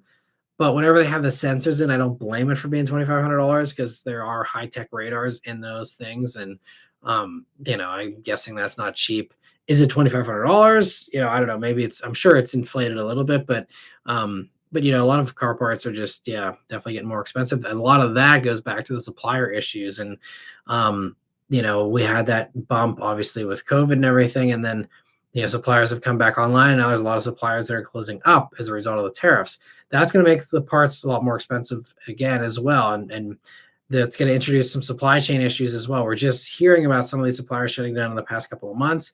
And because these are long running supply chains, maybe some people will pick up the slack, but you're going to have disruptions and you're going to have some actual shortages, especially if there's companies that can't pick up the slack. I think we could see parts and even cars go up again just due to supplier constraints because of the domino effect of tariffs. And I mean, the tariffs already are going to make stuff more expensive, but then, the domino effect that hasn't been considered when crafting all of these infinitely wise sarcasm tariffs, there's going to be a bunch of supplier fallout. People who can't keep the lights on, with some of this stuff, or having to pay these import tariffs from other countries to finish producing these parts or whatever. There's gonna be a lot of that. So I think that's only gonna get worse, unfortunately. Lantern Tales says, speaking of old products, the Honda Odyssey is getting very old.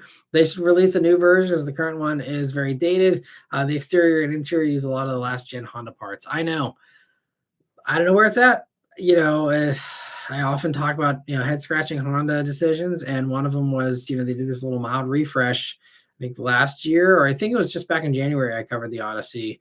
I think they did little tweaks. I don't even remember the tweaks because they're so minor that it didn't even stick in my brain. They did minor stuff though, for 25 here. And I don't know. I mean, they sell enough of them, and the minivans are kind of increasing in popularity slowly, and it's just old. So you were right; they absolutely should do something new. I think they will, and I'm guessing it's not that far off, but I haven't seen or heard anything, no rumors, nothing. But I'm guessing it's got to be coming soon. I'm guessing they're going to use the new V6, the 10-speed, you see in Pilot and Ridgeline and Passport. I think you'll probably see that. And then, the new screens and all that, they can transplant in easily. They can even just do a heavy refresh. You can still have the same bones, have everything else be the same, but you got to do more, and actually improve things.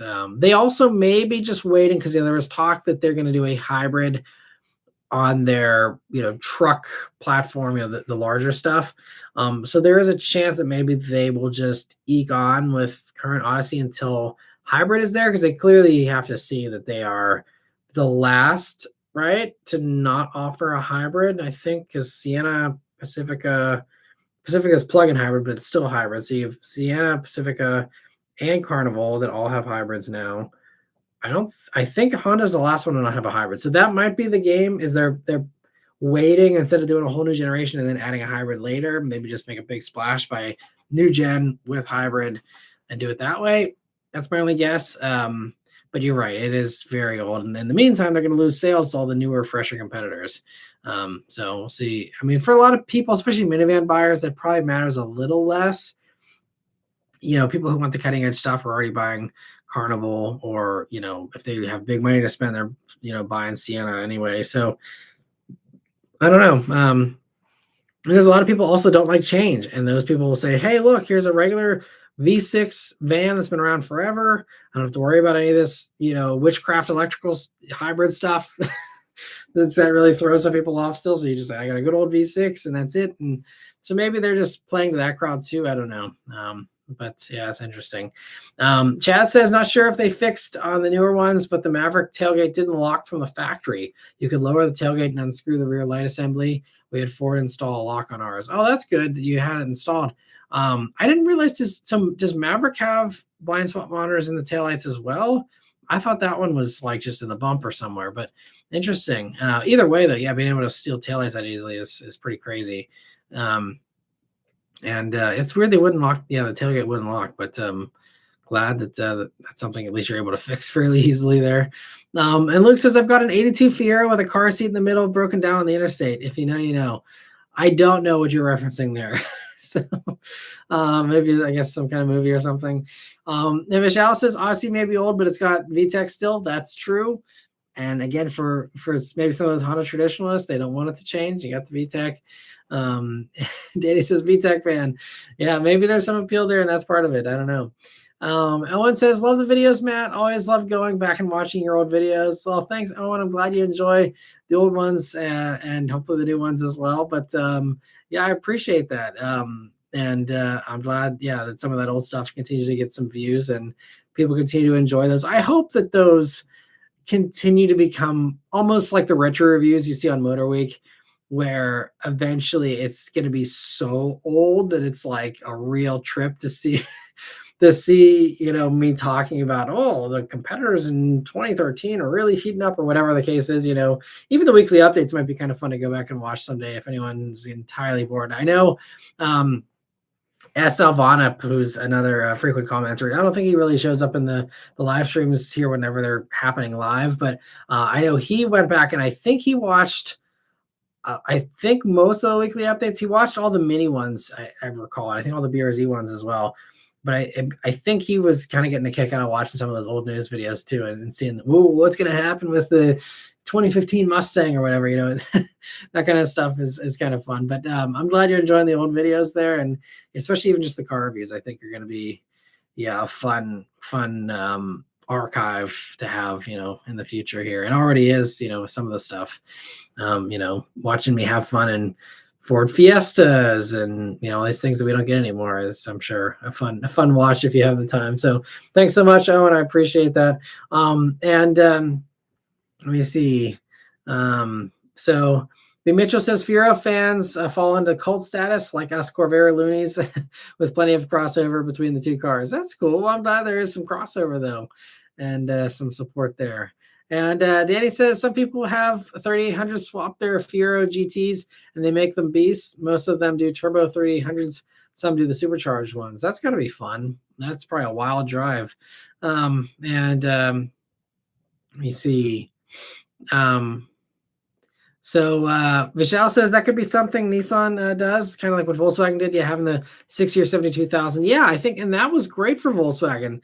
It's a shame they don't do that anymore because they went from that great warranty to now having arguably the best bumper to bumper, because they do a 4-year 50,000 mile bumper to bumper, which no one matches. But it's also 4-year 50,000 for the powertrain, which is the worst in the industry, I'm pretty sure. And I just don't know why they did that to themselves, because you had some goodwill there you're building up with the longer warranty, and then you pull back on it. It's like, well, that sends a mixed message too. So I guess it's kind of the tricky thing with the Nissan argument is once you offer that, it's hard to put the genie back in the bottle. But even I think if Volkswagen had just gone to an equivalent warranty, you don't have to do 6 or 72,000 forever. But if you go down to the 5-year 60 powertrain like everyone else does, then it's kind of excusable, because it's like, okay, well, everyone else basically does that. That's fine. But then to go worse, it's like, okay, well, now are you making up for all the years when you paid the extra warranty claims, and now you're going to really skimp out on warranty claims for these, future ones, or what? I don't know, but it's, yeah. So I guess that is kind of, and that's, I'm sure, one of these things that, Nissan is juggling. And if they are seriously considering that, I don't know if they are, but yeah, I think it would, at least if the idea is to change the perception, I think that's got to be the most strong way to do it. And that's why I think why Ram is doing it, is, again, to really kind of nip that in the bud and say, hey, look, we got a big long warranty now. This is something that's going to, be reliable, and we're putting our money where our mouth is. And Lantern Tail says, funny thing about Nissan, I see a lot of older Nissan cars still on the road, but not many late 2000s Nissans. Yeah, there's a kind of a gap there for sure. And B. Mitchell said Barrett Jackson makes 10% on each side. I could spend all night talking about them. Man, that's crazy. Yeah, it'd be a fun conversation over a beer sometime, B. Mitchell. But yeah, 10% is a big chunk on these cars. So that's why they can do these massive shows, and why they can continue to afford to stay the king with that stuff. Because that's, man, can you imagine getting a 10% cut on every sale? It's got to be, man. It's got to be nice. Anyway, Danny says, I wish Ford did the Explorer hybrid again. Would be a good competition against Grand Highlander hybrid and Palisade hybrid, but that's just me. Yeah, and that one was a recent cut. They had hybrid, and it was I think it was only what on like the police one or something. I can't remember the weirdness they did with the Explorer hybrid, but they did have it in the States here. And I mean, same thing, even like, the Aviator had a plug-in hybrid variant. They pulled that for the refresh, and that was a faster version too. And it was a good plug-in hybrid from everything that I've heard. I hadn't driven it, but it just seemed like the opposite direction of where they should have gone. Because I mean, they pulled that the middle of again, the new fuel economy standards that were coming in the Biden administration and stuff. So like the exact wrong time to do that, unless they were just hoping that stuff would all go away. And I mean, their bet paid off, I guess. But you still think, yeah, there would be some interest in that, because actually, this was one of the fun things I think that I learned on the RAV4 program when I was with Toyota. It was that regular Grand Highlander hybrid is the best selling Grand Highlander. I think that's where I learned it. I learned that factoid somewhere. If it was one of you or something, I apologize if I'm misremembering, but that I believe that was on the Toyota event where someone told me that the hybrid ones are the best sellers. And I'm guessing that that's why Hyundai has joined in with Palisade, because they can see a lot of the market data as well, I'm sure. And, I think that there are people who, especially, the soccer mom car is the perfect vehicle for hybrid too, because you're sitting in carpool lanes, you're picking up kids, you're inching up in traffic, you're doing a lot of that intensive commuting stuff that all can be done electrically, and you would just save so much gas, especially in that. You can argue, if you're in a Mustang or something making that hybrid, unless you're doing heavy commuting, you're probably not going to get a huge gain. But whenever we're talking about use cases for people like that kind of stuff, it's a no-brainer to go for the hybrid. You'll save so much gas money, and it just makes sense. Like, why would you be idling the entire time you're in a school pickup line? And also, for the kids' health, it's better to not have a zillion gas engines idling in the entrance to a school. So I mean, like,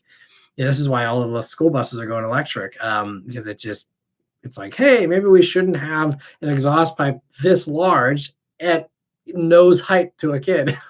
So I think I'd love to see that whole soccer mom segment, again, for lack of a better term, but just that whole family crossover segment going hybrid, I think just makes a ton of sense in a variety of ways. And Chad says, I had an 03 Sentra that refused to die. I learned a lot working on that car. It's sad they messed up their rep so bad. It is a shame, but they make some good stuff. So I hope that that time shows that that's kind of what these new Sentras are like, and that's what everything from the past several years is like. I mean, honestly, like, even when I picked up the Fiat 500e back in February, I had to do a one-way car rental, and I was in what is now, I guess, the last generation Sentra base model, and completely fine, like, nice car for low 20,000s. Like, you don't have to spend $50,000 to get a nice car. I know that's the average transaction price, amazingly, still these days, but like, you don't need, it just, a base Nissan Sentra is so nice, especially if you're coming out of a 10-year-old car like the average buyer is. It's just like, you don't need anything more. So I hope that those cars prove themselves to be reliable and solid, and people can count on them for a long time, and start buying them in larger quantities. Let me see. Tion says, how do we explain the horrible transmissions in my GTR? I think this goes far beyond the CVT for Nissan. I don't know. I haven't heard bad things about the GTR dual clutch. I mean, it was an early dual clutch. So certainly, if you have a super old one, there could be some issues there, maybe. I mean, I've followed R35s for a long time. I mean, I'm not an expert in them, but I didn't recall them having issues with stock power levels. But if you have an issue with yours, that's definitely unfortunate to hear. I'd love to learn more about that. But I'll have to look into that after the stream here. I didn't think GTRs had too many transmission issues aside from, I mean, it's a dual clutch, and dual clutches in general, I mean, any brand, you're going to have, more wear with the clutches, having to slip every once in a while when you're inching up in traffic and stuff. There's just some extra things you're going to worry about versus a torque converter. It's really, I mean, in my experience, it's just been that Jatco CVT has been the main issue that everyone complains about with Nissans. everything else seems to be fine. Even the Nissan, though, that CVT, I've also seen a lot of comments from Rogue drivers who are 200,000 plus miles in on their Jatco CVT Rogue, and they're like, "This thing's fine. It's completely been good. I do my maintenances on time, and I am fine." And I think that is also paramount. So many people do not do the maintenances properly or on time. They cheap out on that stuff, and then they wonder why their car falls apart. And so I think, it's mostly just, again, that high power output with that CVT, like Murano, where you have an issue, probably Maxima as well. But, whenever we're talking about the Rogue, which is way less power, and other stuff, Ultima had some issues too, I think. But, especially if you're taking care of them, it seems like they actually, even with the bad transmission design, hold up better than people even give them credit for. But certainly now, beyond that, I think it's been much better. And I mean, yeah, I'm sure Nissan has other issues, and there's other, areas where maybe they aren't doing as well. I think, there's a variety of things they can improve. Like, for example, the crash testing and Sentra isn't as good as the others. And that's one thing I brought up with the engineers. And, I won't get into that because I'll save that for the review. But, I think they have other things they can improve for sure. But I think that if the reliability is there, that's going to be the main thing. If they can convince people of that, and that turns out to, prove itself to be true, then I think, they'll be in better standing, eventually as time goes on with that. And Mr. 705 says, I see a lot of YouTube videos on all the problems with all these new vehicles. Are things really that bad, or do these people just put clickbait drama titles out just for views? I mean, I can't say for certain for every car, but between those two choices, I'm almost entirely certain a lot of it is just clickbait BS, just because everything's got to be dramatic. Otherwise, you don't get clicks. That, like I've said before, YouTube has turned into the National Enquirer of the internet. I mean, the internet in general is just a cesspool these days, but YouTube hasn't curbed that stuff. It's all about click-through rate, and if you're gonna, highly value how fast people click onto a video, then you're going to have people just doing everything within their power to make a gotcha title that's shock and awe in every possible way.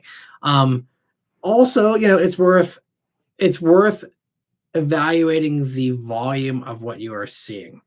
So I don't know what new vehicle you've seen this on, but let's just take something that I know the sales volume on. Let's say Chevy Trax. I don't know if there's any issues with Chevy Trax, so that this is just a complete pulling this out of thin air.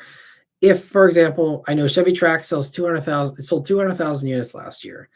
If you see 5 or 10 videos saying my Trax is a piece of crap, they sold 200,000 of them. That means there is 199,990 Trax owners happily driving around, not running around pissed off on YouTube about how their Trax isn't, that's always the thing, whether you're talking about forums, Facebook groups, any social post whatsoever. Look at how many of these complaints are there. If it's a large thing, you'll see a class action lawsuit, you'll see a recall, you'll see a bunch of NHTSA reports. That's really a good way to fact check some of this stuff to get some doses of reality. Is there an NHTSA investigation on something? If it is a really widespread bad issue, there will be, or at least previously, I don't know what the NHTSA is like these days, but pre-2025, you would lodge a complaint if you had a legitimate safety concern or a legitimate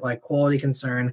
And they, especially the safety stuff, because they're the safety administration. So safety specifically, but also, with recall stuff, that's why you keep an eye on recalls, because that'll show you, stuff that's a big enough issue that they need to, recall 200,000 units of this thing or whatever. Then you say, okay, this is a real problem.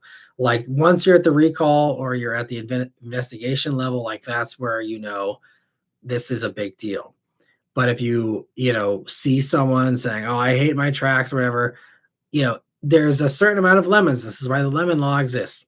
No one knows why it happens. I don't know if it's just, everyone's, but building cars at 4:55 on a Friday afternoon or what it is. I don't know how lemons happen, but it happens. And, even with the best quality control, someone has a Toyota that blows up, even though they're indestructible or whatever, it just happens. And so, you have to very much, just say, okay, how often do I see videos about this? And then you again factor in the sensationalism, and then it's like someone's, saying my tracks is horribly unreliable, and then you actually click through the video and they're like, my Bluetooth disconnected once. What am I gonna do? Or it's like, CarPlay doesn't work anymore, and they don't even realize that iOS 26 caused a bunch of CarPlay connection issues, and they're blaming the car for something that Apple screwed up on, or so there's a lot of variables there. If you are seeing a lot of complaints, again, then that should progress to a recall or an investigation kind of level. If it doesn't get to that level, I mean, there's exceptions to that. This isn't a hard and fast rule, but if it doesn't get to that level, it's most likely, someone with bad luck, someone who's abusing their car, or they just got a lemon, or they're just trying to, get clicks off of a non-issue. That's my take on that. I could be completely wrong. And if there is, again, a widespread complaint, then sometimes those do have merit. But, a lot of times, again, people just are trying to do anything. I mean, even there's some people, it's not even their story. There's people that, find a Facebook post. Someone says, oh, my van blew up at 30,000 miles, and they wrap an entire sensationalized video around someone else's Facebook post. That's all it is. I mean, they're laughing all the way to the bank. So, this is the world we live in now. There's no such thing as morals when it comes to this stuff.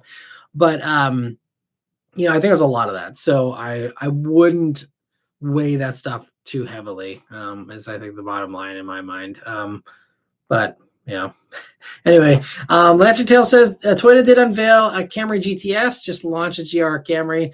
It's just a concept. There's no powertrain upgrades. Yeah, it's just a SEMA special. And, they do that every year for SEMA. You throw lowering springs on, two-tone paint, new wheels, call it a day. They have to have something to fill the show floor with. So there's a lot of that stuff. I think it's just filler, to be completely honest. I don't think that's a serious teaser for anything. They obviously have a sporty intent with Camry anyway. They've always done that with these, the XSEs and stuff. But I think, again, like I kind of talked about on Wednesday, I think my guess is we will see some type of GR Sport version of Camry would be the next logical step in my mind to kind of fill the gap from where TRD left off. And I think it could probably just borrow the same plug-in hybrid components from RAV4 GR Sport, and that's kind of where I see them going with that. Beyond that, I don't see a full-blown Camry GR being a thing, but I think GR Sport, especially now seeing how they did it with RAV4, I think that could make sense. Assuming they can fit all the plug-in hybrid stuff in a Camry. I'm not sure if they can, but it's all, I believe, TNGA-K, so I think they probably could, unless there's a unique packaging thing with Camry that stops them. But surely they'll figure out a way to put plug-in hybrid in Camry eventually. It's basically a inevitability, I think, at this point. But so yeah, I think it'll happen someday. And Fuchs says, Matt, optimistically, time heals all wounds. Tesla nervously nodding. Yeah, we'll see. I think I could go into the weeds in this one, so I won't. But I think there's certain things that we are seeing in popular culture, things that are being excused, that our grandfathers would not be excusing, with their more fresh memories on some of this stuff. So I think, so I think that, yes, actually, that will probably work in Tesla's favor, no matter how terrible Elon becomes or what happens. I think if the company manages to survive, which is a big if, because again, they have product issues and strategy issues, in my opinion, other things that are going to probably tank them even before Elon does. But I think, yeah, if assuming they're actually here in 100 years and history repeats itself again, like we're seeing some of that now, I think, like the reason history repeats itself is because people forget, people have the luxury of not feeling the pain of that last thing, and then they just they go back to that thing, and then it happens all over again, and we cycle through whether it's painful fashion trends or painful history things, or car things. So yeah, anyway, let me see here. Oh, Chad, sorry I missed your super chat a while back. He says, seeing people rediscover jump seats in trucks is hilarious. I worked on a shrimp boat for years and rode in those seats in an S10 by our cap. I'm 6'3". I'm sure that was a tight squeeze. That's funny. And that's cool you're on a shrimp boat. That must have been a really fun experience. Maybe, I don't know, maybe it wasn't good, but that's cool. And yeah, jump seats are fun. I'm surprised that no one's tried to do that with trucks to avoid the chicken tax again. I think that could be kind of a fun way to go about things someday. But anyway, thank you so much again for the super chat, Chad. And let me see here. Where were we? Sorry, I lost my place here. So Danny says, okay, TFI. Ryan says the base model PS5 is $500 and the Pro model is $750. Gotcha. Okay. Right. Okay. So, and the Pro model is much a bigger hard drive, and yeah, I'm not even gonna bother because I can just look it up on myself. You don't have to answer my question. But yeah, it's kind of crazy how expensive that stuff's gotten. Danny says New Jersey is one of the states that has not banned the pacer test. Interesting. Oh, so we're talking about, is this like a gym class thing or something? I've never had to do that. I had a weird kind of school experience that wasn't a normal public school or anything, so I missed out on that test, I suppose. And let me see. Lantern Tail says, do you think the GR-RAV will be a victim of dealership markup? I mean, initially at first, I think every single RAV and any single new Toyota debut always ends up with a markup initially, because there's some dealers that just really get away with it somehow over and over again with Toyotas. But I don't know how much leverage they're going to have with that one. I mean, surely the first handful of them, you're going to get the few people who want to write blank checks and pay top dollar or whatever. But that's going to be, especially for a GR-RAV4, it's a very limited amount of people, I think. So, you're going to, yeah, you may see that initially, but don't think that's going to be the future forever. I'm sure we'll see a bunch of, again, clickbait stuff saying, oh my gosh, like people are winning $100,000 for a GR Sport RAV4 or whatever. That may be the case for the first couple, but I think they're going to find out really quick with this one where the limit is. And I think Toyota is planning on probably doing, some extra production capacity. They haven't commented on that yet. We don't know about that, but I think that, they will probably have more volume than they did for RAV4 Prime, which was, again, subject to a lot of those markups because of, the limited supply, but I think supply will be better. And also I think you're going to have slightly lower demand too. I think that, especially now, I think RAV4 Prime continued to stay in high demand because the tax credit, the leasing thing made the leases very attractive on RAV4 Primes. And so I think now that has gone away, and also some states really working against plug-in hybrids, like PA here, for example, plug-in hybrids have to pay, I think it's a majority, I think it's like 75% of the same road tax fee that you have to pay for EVs, which is $250 a year to register your EV in Pennsylvania, because they're not getting the gas tax, which I've gone down that rant before, but they're basically, my little Fiat, I'm paying the same gas tax as someone who does 15,000 miles a year in a 30 or 25 mpg vehicle, and I'm driving 1,000 miles a year in a 2,800 pound Fiat that gets 140 miles per gallon or mpge or whatever it is. So not fair at all, but so there's some of that stuff that's going to work against plug-in hybrids in certain states as well, because I know there's other states that are kind of doing similar things with registration fees on electrified vehicles. So all these things I think are going to combine to kind of put a little bit of a damper on demand for the plug-in hybrid RAV4s. They will probably also be, significantly more expensive. Still, we don't know. We don't know pricing, but I mean, it's not going to be $1,000 more than a hybrid. Probably, it's going to probably be, a significant jump, and that's going to combine with the fact that, again, I don't see a rosy outlook for the economy and for what people can spend on cars as we go into the future, especially with, again, repo rates rising and everything.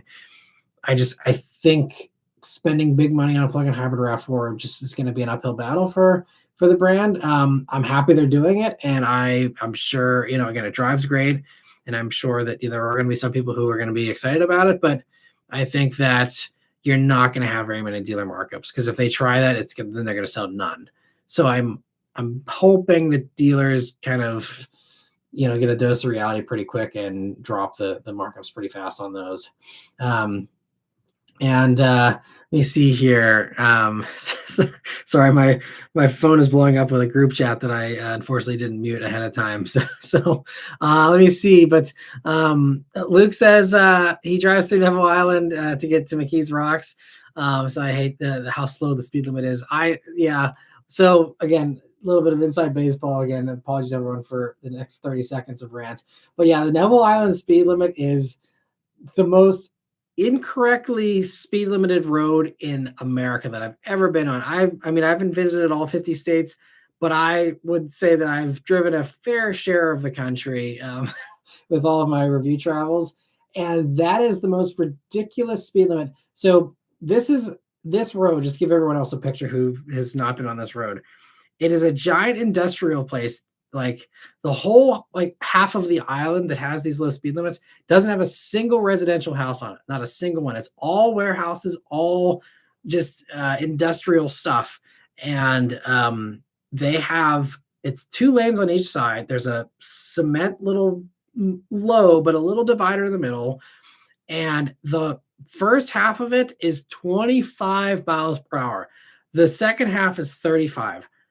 I'm not exaggerating when I say I could safely, even if I'm an idiot that has never taken a driving course in my life and I have no idea how to handle a car, I could safely do 70 miles per hour across there.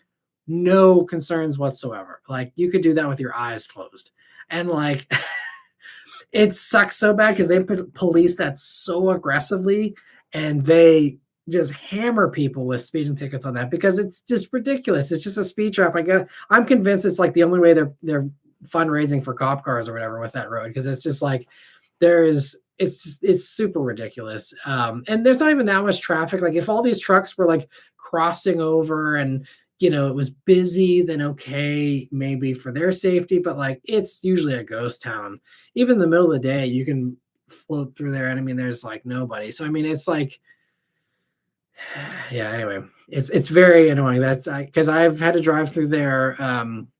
My parents don't live too far from Neville Island, so I was daily driving across that, and it's it's so boring. Back in my days before CarPlay and before I was better with texting while driving. I mean, that was always the road to be okay, well, if I have to drive this road with my eyes shut, then I guess I'll just catch up on my text messages and all that, because it was there was no safety issues because there's no one around and you're just forced to just crawl, absolutely crawl. And it's just, man, I'm all for sensible speed limits. I don't think we should have the Autobahn everywhere, especially since we give everyone of the Pulse a driver's license. But there's certain roads where it's really just it's a money grab. It's all it is. And there's a lot of tricky speed traps like that in the country where, some of the things, they have a speed limit of 45 or 50 and then drops down to 30 and you have very little warning. And then, hey, what do you know? There's a cop sitting there with a radar gun. It's just, I hate that. Anyway, moving on. TFI says, had a breakout MapQuest to find Neville Island. Looks like a fun place to do drag races. It would be if they had a lower police presence. That was also a frequent aggravation of mine as a teenager. Now I'm thankful they don't have drag races on it because I'm driving through with my family, and I'm a more sensible driver than I used to be. But yes, it's an excellent place to theoretically do drag races if you could guarantee that there wasn't a cop sitting on the other end of the island ready to pick you up for quadruple the speed limit. But yeah, it is it's ideal for high speed runs. Anyway, and I like that we're using MapQuest to do this. That's fun too. And Vishal says, I see a lot of Honda Acura theft posts on Reddit that mainly happens in the Northeast, most commonly in the New York City, New Jersey, Philly area. Yeah, I mean, Hondas and Acuras are some of the most frequently targeted vehicles for thefts as well. So that's understandable. I mean, It's also amazing some of these thefts. I think some people really make it harder on themselves. Like we actually just in the greater Pittsburgh area, like all the suburbs have been hit with some thefts recently, but the thefts that are happening, like the cops have said, like these cars are unlocked and some of these people are leaving their keys in their car in the driveway. And we're not talking about like gated communities or some like extremely wealthy area where even there it's a bad idea, but like it's not even that. We're talking about, blue collar areas where some people still have the bizarre I don't even know what the word is, delusion that they can leave their keys in their car unlocked and just have everything be out in the open. And like, so these people are literally just walking up, hopping in like it's their car and driving off. So it's like if you make it easy for them, and yeah, like your car is gonna get stolen. Like it's like you're trying to have your car get stolen or something. And there's even just like people that have had stuff stolen out of their cars because their cars are just unlocked, and it's like, I guess some people just desperately want to live in the 1950s or something. When it's like you can pretend all you want, but it's not the reality. So you can either keep your stuff and join us in 2025, or but yeah, it's kind of funny. So I'm curious how much of that is people doing that. I would sure hope that people in New York and New Jersey and Philly are more street smart than apparently my fellow Pittsburgh neighbors are. But yeah, it's I kind of just I wonder about some of that stuff sometimes. And Luke, hopefully everyone can excuse us while we talk about Nevada for another minute here. He says that motel is surprisingly touristy, but I've heard of truckers staying there if they deliver to that XPO Logistics or have broken down. Most of us long haul drivers have sleeper cabs. Gotcha. Okay, makes sense. Well, thank you for the info because I never knew. So thanks for enlightening me a little bit there. And let me see. So I see. I mean, Mitchell was also saying the same thing I was about the F-150 taillights. And Danny says, listen, the most stolen car in New Jersey is still the Civic. Crazy. Next one is the Accord, then the F-150. Yeah, and I mean, that makes sense. I mean, those are very high volume cars too. So there's just, the sheer amount of them that are out there also feeds into that for sure. But a lot of it is, they're just very popular aftermarket parts and, able to flip stuff pretty good. I think there's some of that too. And Lantern Tail says, do you guys remember the Need for Speed movie, which released in 2014? It's a decent movie. It's a commercial for Ford, as the last scene of the movie is an S550 Mustang. Yeah, they had a heavy hand in that, I think. It's a good movie. I did see it. I think I actually saw it in theaters. Fun factoid, the that end scene at that like lighthouse strip, where they filmed that is in Northern California, and that was actually where I filmed my stand-up shots for my first WRX review for the 2022 generation. So there's like a lighthouse in the background, and you can see it actually in the video. But I'm like standing up and there's like the coast, you see the waves crashing, and it's very picturesque. But like we were there, and they're like, yeah, this is where they filmed the Need for Speed movie. I'm like, oh, that's why this lighthouse looks familiar. So I have actually filmed a car review in the same filming location as the end scene of the Need for Speed movie.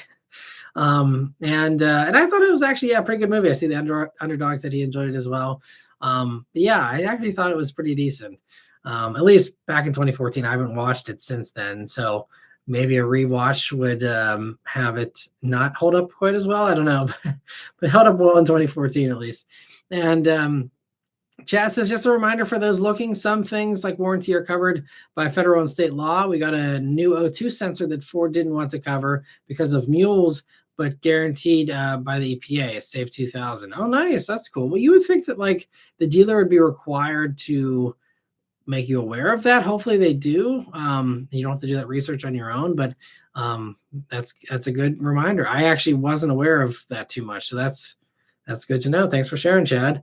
And Fuchs says the 10-year 100,000 thing works really well for Kia and Hyundai. I think it does. I think that gave them a lot of confidence and helped people to take a risk with the brand. And I think for a lot of those people, it's clearly paid off because Hyundai and Kia have kept that around. And I think it's a great marketing thing. And if you watch any of my reviews where I'm comparing it to a Hyundai or Kia, I'm like, they have a longer warranty. It might be better if you gonna keep it a long time.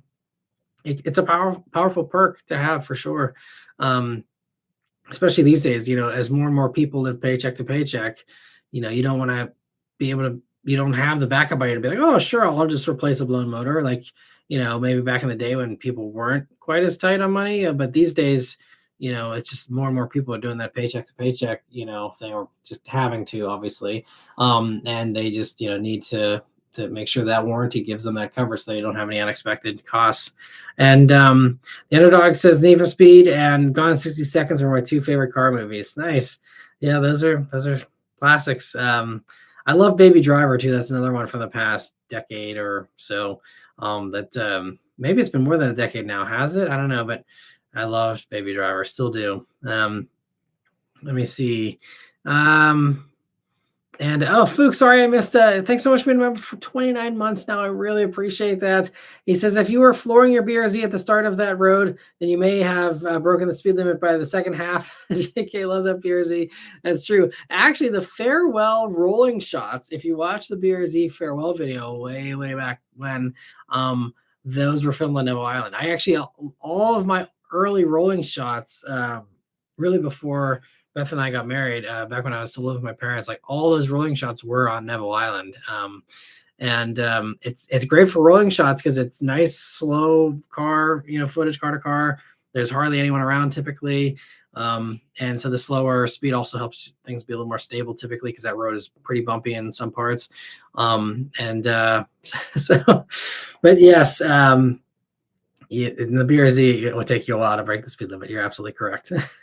Thanks again, Fook, for being a member for 29 months now. Let me see here. So where are we here? Yeah, Vishal says, totally agree. You don't need to spend 50 grand to get a nice car. I spent 27 and a half on my Jetta. And it's a nice car for the money, has everything I want and nothing I don't. Yep. And that's the way to live. It's smart to do it that way. And Chad says, watching Sarah and Tuned, I noticed a lot of cars that are maxing out the power in put the trans and band-aid it with lulls in power during shifts. Honestly, idiotic and lack of care. Oh yeah. It's a common thing with tuning where, they hold back power to preserve the transmission. Again, it just comes down to that toss up from an R&D standpoint of, do we make the transmission stronger? And then, that drives up the cost of the car. And again, you got to weigh all these different things. They can build a stronger transmission. Obviously the aftermarket does. So you can totally do that. But then, what are the trade-offs of that? And does that hurt drivability in other areas? Like, yeah, sure, you're pulling back boost maybe on a turbo or something for the first few years. But then is that transmission better suited for regular driving when you're not doing that crazy acceleration, which admittedly is a very tiny fraction of the use case for a car? So it's like, okay, do you put that on the back burner? And yeah, that might be a crappy experience, but it's a crappy experience 0.05% of the time. If that is the case, that's probably worth it, especially if it saves them money and they can lower the price of the car. You're not worried about me doing my woohoo run, for every car doing an acceleration. Like, even if that doesn't turn out great for them, like, it's fine because no one really does that most of the time, so like there's that kind of stuff. But yeah, it's, it would be great if they could just engineer everything be super stout, but that comes with cost, and again, that's all part of these trade-offs. And that's kind of, again, the shame with like why, we're seeing this with every product, not just cars. Everything is about the price point. And when everything is about the price point, things are sacrificed. I can't remember the 3 tenets, but every engineer, it's like you can have something that's reliable, cheap, or strong or fast. I can't remember what the third thing is, but it's like you can pick 2 of these 3. Which 2 do you pick? You can't pick all 3. You can never have all 3. But you can, I guess, unless it's not cheap, then you can just, go nuts, obviously. But like, if you need to engineer to a price point, there's always compromises and trade-offs, because otherwise, if everything's got a forged engine that's got 2JZ levels of durability, That's going to balloon the price. You have a transmission that can handle 1,000 horsepower. If your car is 250 horsepower, like that comes at a price. And sure, aftermarket people might love you, like 2JZ. But you look at, this is actually a great example. I mean, Supra, you look at Mark IV Supra, it wasn't actually a great sales success. It did terribly with sales, and that's because it was really expensive. Why was it really expensive? Probably because it was super over-engineered. Now it's been the tuner darling for the past 30 years, but when you were a regular affluent shopper in the 90s, very few of them chose the Supra over the other stuff because no one appreciates that stuff behind the scenes. The average buyer doesn't know, and until the tuning community gets their hands on it, you don't know anyway. And even if you did know that, how many of these people actually got in tune, especially when we're talking about, a sports car like that. But I mean, so this is exactly why, like Supra, you adjust this super price, whatever it cost in the 90s, and you adjust that for inflation, they were insanely expensive, way more expensive than the Mark V Supra. And so there's just that's a prime example. Like, okay, we did that and then no one bought it. Everyone loves it 30 years from now, but that doesn't do Toyota any favors. And this is why we didn't have a new Supra for 20 years or whatever. It's so these are the things you're going to be cognizant of, whenever these companies are making these decisions, that makes it tough. Because obviously every engineer, they know how to make good stuff, and they're probably pulling their hair out whenever people complain, this wasn't engineered well, or this is weak. And it's like, it's not weak because the guy that's putting it together is just an idiot who's, dumber than a box of rocks. Like, it's not that, it's that they can't use the good stuff because it costs too much, or their supplier won't let them, or there's certain other drivability concerns they need to hit, and goals, they can't have it be too noisy. Really strong transmissions are noisier. Well, the average Joe says, whoa, my transmission's whining, what's wrong? I better take it to the dealer. So you can't have that. So you gotta make it quiet enough, you have to make it smooth enough, or else people complain on the test drive. There's all this mountain of stuff that always goes into these things and overcomplicates these things from being simple things. So I mean, Sarah and Tune, obviously Sarah does, all this aftermarket stuff, this tuning stuff. And I'm sure for her, it's absolutely frustrating to run up against something where it wasn't built well enough, or she's reviewing a car and she's like, why is this holding me back or whatever. But again, I always have to take a step back out of my own shoes and say, what is the average person doing with this thing? What is the buyer base for this like, and even if it is an enthusiast vehicle, how many of them are taking it to 1,000 horsepower? How many of them are pushing the limits? And again, you get a smaller and smaller sliver of the pie before it's like, this doesn't make any sense. Why are we doing this for, a 0.01% of the driver base for this car, So it's a fun thing to discuss and kick around.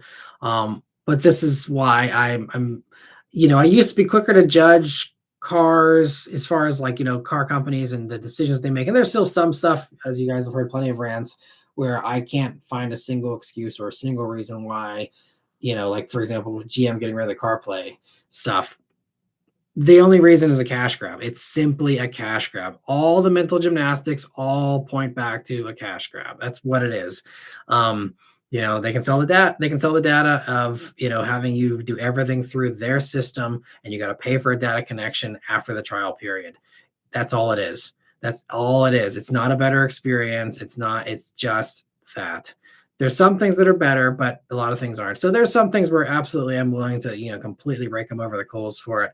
But, with some of these things, I think car companies do deserve a cut. They deserve a break. And, it's because there's all the other factors at play typically. Let me see here. Chad also says, you're an actual automotive journalist. Clickbaiters are automotive gossips. Don't let the success of the fakers hurt your drive. You're real, and it shows through your staying power. I appreciate that, Chad. And you're right. But that doesn't pay the bills. That doesn't, at the end of the day, I can't keep doing this if, integrity doesn't get views, and if, non-sensationalized, things don't get views, and if, lies are the only things, and gossip is the only thing that gets views, then I think it's it's just like I got to figure out a different platform. I got to figure out something different if I just don't fit in here very well anymore. We'll see. I mean, again, I hope that that's not the case, and I hope that the quality stuff rises above the garbage. But there's I just keep seeing more and more of it. And some people that are just that I know that are just doing some of this kind of stuff, not like the really trashy stuff, but doing some of the more gossipy stuff, and they're doing what they have to do, but like I can't bring myself to do it. Even the far-fetched rumors, it's like I'm not going to get people worked up over a far-fetched rumor. It makes for great clickbait, but if I'm reporting on every single thing that Best Car Magazine publishes, you'll have an endless stream of high view videos, but none of it's happening. Look back at half the crap Best Car reports on. None of it happens. I mean, they've been talking about, all kinds of stuff that's about as realistic as a flying car, and it's just like, it makes for great clickbait. Everyone wants to see an RX-7 with 1,000 horsepower. Everyone wants to see, an MR2 that's coming out tomorrow. But it's just like, we got enough of this crap with AI doing this stuff. Like, I just, I just wish that there'd be a little bit more of a filter with, some of these other influencers and stuff, because I mean the AI thing is going to be a huge problem. That's going to steal a lot of views already as well, and you can't even fight that no matter how loose your morals are with that stuff. It's like even my mom just tonight sent me, she came across a thing that said new Volkswagen Carmen Ghia, check out all the specs and the performance coming soon or whatever, and she's like, wow, this is really cool, like this looks awesome. It was basically just like the old car with an AI polish over it to make it look slightly new with headlights and stuff. That was about it. But she's like, this seems really exciting. I'm like, I really wish that was real. Unfortunately, it's not. And there's gonna be so much of that stuff that's just gonna crowd up YouTube with because people don't spot AI very well already, and then you make it more convincing, and you do videos like all this Sora stuff that's very concerning with how realistic it is. It's not even. That's kind of why, it's that writing on the wall here. Like right now, our problems are people that are sensationalizing titles, and that's been the problem for a while. But like now it's going to be like really convincing AI stuff that's just going to steal views away, and all those hours that people waste hearing about a Volkswagen Carmen Ghia coming back that's never coming back is time that they're getting less recommendations from my channel or anyone else's channels, getting less their attention span is dropping every second that passes that they're wasting on that other BS video, and they're the more and more likely they are to getting to their bedtime or getting to the time they need to click away and do something else, or they get bored or whatever. So there's just, that's kind of the concern, and YouTube's not doing enough to stop the AI stuff, and they're actually encouraging it in some ways with the Gemini stuff and the Sora stuff and everything else. So like, that's kind of where I'm kind of seeing the end of the road there. It's like I'm driving towards a cliff here, and so that's why I'm trying to figure out ways to bail before we all go into a brick wall. So we'll see what happens, but I hope that AI evolves so that people get smarter at detecting it, and there's more tools and more regulation someday. But I don't think we're going to see any regulation from the government for the next 3 years. So like, we're on our own. And if tech companies don't do it, which they won't, because it's all about money for them, and the AI stuff is a great moneymaker for them. So I think if there's no incentive financially, it's not going to happen, and it's going to be the downfall of the internet, because you're not going to believe anything. And you're not going to know even if this is real eventually, because like they're going to fake lives, they're going to fake everything. It's going to be so hard unless we're physically doing meetups. And that's something I'm actually considering. I actually had a company reach out to me. I probably am not going to do this for a while, but this is something I envision for, in a few years from now, possibly. A lot of people, just like how, no one that makes music really makes money off of the music anymore. They're all touring, because touring is really the only way in the age of Spotify. The only way to make money on music is to tour. In the same way, I kind of envision that going the same way for influencers. And, unfortunately, I'm kind of in that bucket, even though I don't really like that label. I think, there's talk of, the future really being, meetups and, or like in the case of cars, us doing a big drive, where I go around the country in a fun car and we meet up. I have a meet in a hub in Florida. I have one in New York. I travel around and we go and we find some fun roads and, but getting people to pay for that is going to be the tricky thing versus, like we go to a concert, and you see a production, it's a whole different thing. But I think that's going to be something that people are working up is like, how do we monetize automotive once you can do a complete fake build series of your wildest dreams and all you need is a few text prompts to do an entire build series of 1,000 horsepower Supra or whatever, that's not far away. That's like a year or two away at tops, probably. So like, it's going to be a real sink or swim for all of us to figure out, how do we survive in this post AI world? And where's our value? Do we have value? I don't know. We'll see. I think for some people, obviously there will always be some value. Those of you who, have grown up with me here, we've all kind of, I think it's beyond just a regular YouTube kind of thing. But I think, for the other 99% of the people that watch my channel, where does AI leave us? And that's what I'm going to be figuring out. That's my job here for my homework for the foreseeable future is trying to crack that nut. But anyway, so moving on here, I see we're at the 2-hour mark, so we'll finish up here. I'll curb my tangents for the rest of the live here, and we'll head on out. But I see Vishal says, I saw a post of someone's 10th gen Accord getting stolen from their house, all caught on the camera pointed at the street. Thieves walked up with some device to clone the key fob signal. Yes, it unlocked the car like a normal car and they able to drive it off. That's a very common thing. Yeah, it's a very big problem. I see TFI says as well. Yes, and that is why I should actually do a video on this, because this is a thing that I think it's a lot, like, needs to get more awareness to it. And this would be a great thing for a product thing, since YouTube always wants to like have product integrations. But like, really everyone should have one of those little like RFID pouches or whatever for their key. Especially if you park outside. If you're in a garage, you don't really have to worry about it, I don't think. But like, especially if you are in a driveway or on the street and your key is even remotely close, like within a quarter mile of your house or your car, like you got to have it in one of those signal blocking pouches. Because otherwise, yeah, that's what they do. They get those things, they walk right up. I've seen it a bunch of times. Yeah, they walk right up, they clone it, and they drive off. So that's a whole separate issue. But in Pittsburgh, people are just actually leaving their keys in their car. but yeah, absolutely. That's a must-have thing. Sounds like I'm doing a YouTube short already. But yeah, that's something I honestly should do.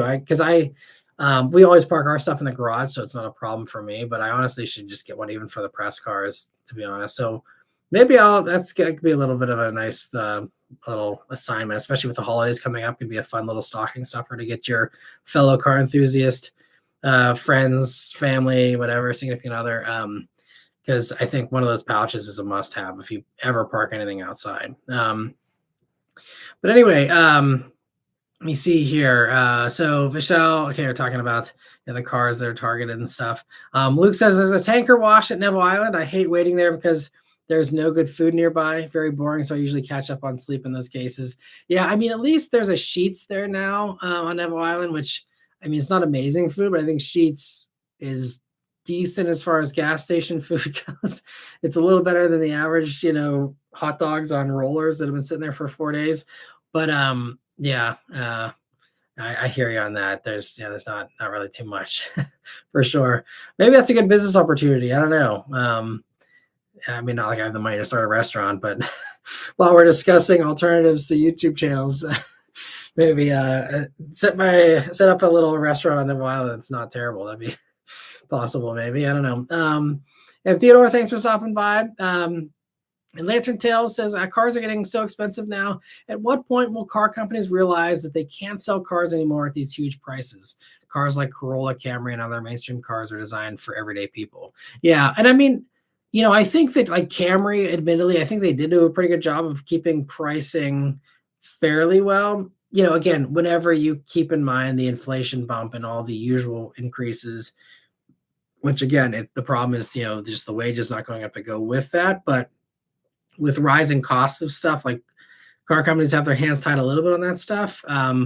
But I think that there's just going to have to be a culture shift because as much as I complain about the lack of base models and stuff, I mean, there is a lot of stuff still available under $30,000.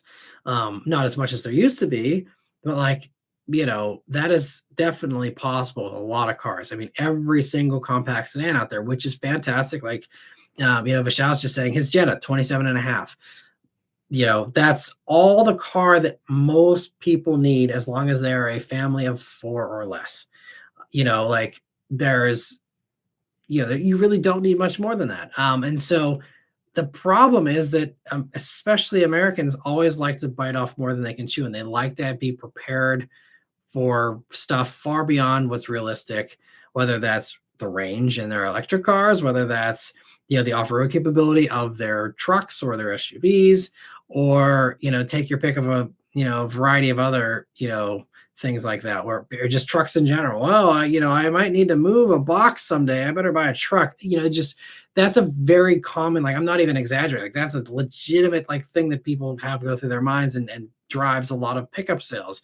So like, until people either get to a point where they don't have the luxury of making these more emotional, less rational purchases, or they're just their hand is just forced, and I know, like, for example, with a recession, it was bad times combined with high gas prices, which really helped to drive in the popularity of more affordable used, just affordable new stuff. But I think that no one's forcing these people to pay $50,000 for a car. They're choosing to do it, and they're choosing to get in over their head and have these repo rates. I mean, obviously there's external factors that are feeding into repo rates. It's not just that they bought too expensive of a car, but sometimes that is a factor. And so people just need to start saying no. Like, consumers have all the power in every way. If you don't like a company, stop buying their stuff. If you don't like the leader of a brand, don't support it. If you don't like, a musician, don't buy their music. I mean, it's the same thing with cars. If you don't like $50,000 cars, don't buy a $50,000 car. If you're, trying to send a message, it's about how you spend your money. Same thing goes for Save the Manuals crowd, Save the V8 crowd, whatever, take your pick. If people are buying this stuff new, that will send the message. And if people stop buying, that will send a message as well. And I mean, car companies just follow the demand. The demand is $50,000 cars, what people want, because that's what the data shows them. And until that data stops, they're going to keep doing that, because they'll happily sell you a $50,000 car. They love it. So like, it's all, high fives all around for them. So, people just need to pull back, and they don't want to do that. I mean, we're seeing this, I mean, it's incredible. I mean, I think there's also the averages are getting skewed, because I think I saw that, like 63% of the spending happening right now is happening from the top 10% earners. They're doing 63% of the spending in the economy right now. So I think they are probably just buying a lot of $100,000 cars, and everyone else is buying $30,000 cars. And so the average is 50,000 or whatever. So I think there's some of that at play as well. So don't believe that everyone's buying a 50 grand car. It's more so just, the insanity that we have with the wealthy people who are, doing great, many of them. And so, they're just spending crazy, and that's why you're seeing more and more companies cater to that high end market. So I think that's a component of it as well. But I think there are still a lot of people buying 50 grand cars, and that's a very common price point, for the top of, these fully loaded CRVs and things like that are all kind of hovering around that kind of a price point. Maybe it's, mid 40s, but like, it's all kind of around there. And so I think that's just, it's all down to the consumer, really. And let me see here. Ryan, thanks so much for a super chat. He says, sorry for the late question, but what are your thoughts on the previous generation Tacoma? I don't love it, to be completely honest. It's a reliable workhorse. If that's the main priority, then it fulfills that purpose. It's obviously a fantastic investment. They don't appreciate basically at all, very, very little. They'll run forever, so those qualities are very much, solid and admirable. And again, if that's what you're after, that's great. Otherwise, it's probably the worst driving truck in the segment. I just don't, especially that last gen, it just was so resistant to downshifting. You had to push like the ETC button or whatever, and then that like put it into a different mode so you'd actually get better response. But some of the worst throttle response, really disconnected steering, in my opinion. Handling is just not good. And it was really a stark comparison because I was on the new Tacoma launch for the new generation here.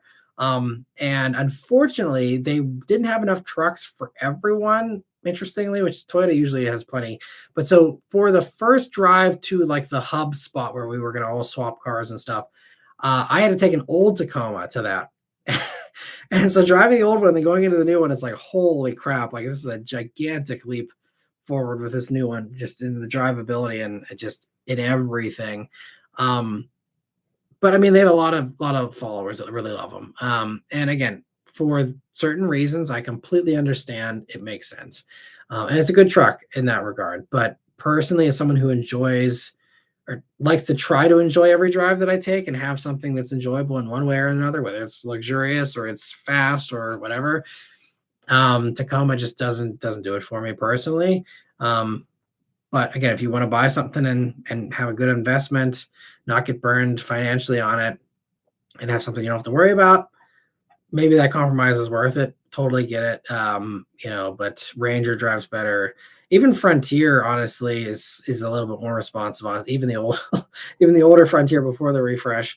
What else? I mean, even like the Colorado Canyon stuff is, fine. But now, I mean, current gen is fantastic. But yeah, I didn't love the old gen. If you want to hear my in the moment thoughts way back when, I did do several videos on the last gen Tacoma. Just search Tacoma on the channel. You'll get all the coverage, including the new stuff. But if you scroll down, you'll see the old stuff as well. And that'll give you, my reviews of the Tacoma back then. Again, they were fine. And I'm sure my thoughts have probably changed a little bit since those reviews, but at least all my off the cuff in person, thoughts back then compared to the competition at that time period, that'll give you a very accurate view still of my thoughts at that point. B. Mitchell says, so much for the end of the rants, right? I know, I apologize. But thank you so much, Ryan, for the super chat. I really appreciate it. Let me know if you have any other follow-up questions, though. Always feel free to, reach out. Again, all the stuff in the description there to reach out with, or, in future lives as well. Final few questions here. So where were we here? Adam says, hopped on to say you're missing a great Steelers-Packers game. I didn't even know the Steelers were playing. That's how out of the loop I am on that stuff. But that's funny. I saw a bunch of Packers jerseys in the Phoenix airport this week when I was leaving. I was wondering why. I don't know if maybe there's a game there versus the Cardinals or something. That's cool. Well, glad you're enjoying the game, Adam, and thanks for stopping by. And Hyper Shadow says, reliable, kind of affordable, great gas mileage, approximately 40 mpg, sporty-ish, luxurious ish. I'm making up words here. Practical. I put the current gen Integra A-Spec in that category, but that's just me. Integra absolutely ticks all those boxes for sure. And I really like Integra. I love the hatchback practicality is fantastic. It's a nice car. I want to revisit they did these changes for 2026, but it doesn't seem like there's any in the press fleet anytime soon. And unfortunately, Acura is one of the dealers that I don't have access to. So I'm hoping to do a new Integra here soon, but yeah, I do like them. Chad says, thanks again for these chats. We really enjoy it. We both work shift schedules and OT every week. Jordan was so tired he couldn't make it, but we love this chat and community that you've built. Thank you so much. And I love this community we've built as well, but thank you so much for hanging out. I know you guys work hard and totally understand if you can't make it, but it's always awesome when you do. So thanks so much, Chad. And tell Jordan I said hi. And Hyper Shadow says also, do you know if the CVT in the current gen Integra is a stepped CVT? The Honda CVT, I don't know the specifics on it. Because the regular one's the non-hybrid, like it's not the eCVT thing, which isn't really even a transmission. The regular CVT, I am not exactly sure all the details on it, honestly, because I haven't looked into that recently. So yeah, I'm not sure. Hopefully someone give you a better answer. TFI says, hot take, the 1.5T Honda motor is unreliable or at the very least not up to Honda standards. I'm curious, yeah, where you're hearing that, if that's the consensus in the community or if that's just some stuff you've seen. I just know that I've seen there was a 2022 Civic Touring with that 1.5T that was a medical courier car that was for sale with 250,000 miles on it. 2022, had an oil change like every week or whatever, doing, like 10,000 mile oil changes or whatever. But at least one of them lasted that long. And I mean, the 1.5T, that goes back to the CRV, the last gen CRV and stuff. I would have to think that that motor would have been a real issue by now if it had been bad. There was the oil stuff they had early on that was addressed and resolved, I believe, by Honda. I don't think there's been anything since.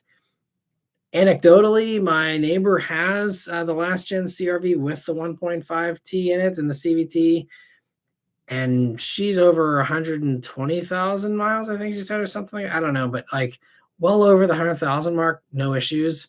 Again, that's one car, but it's hard. You got to just go and look at what are the recalls, what are the, is there greater signs of distress, here, or is it just a few bad stories, a few bad luck things?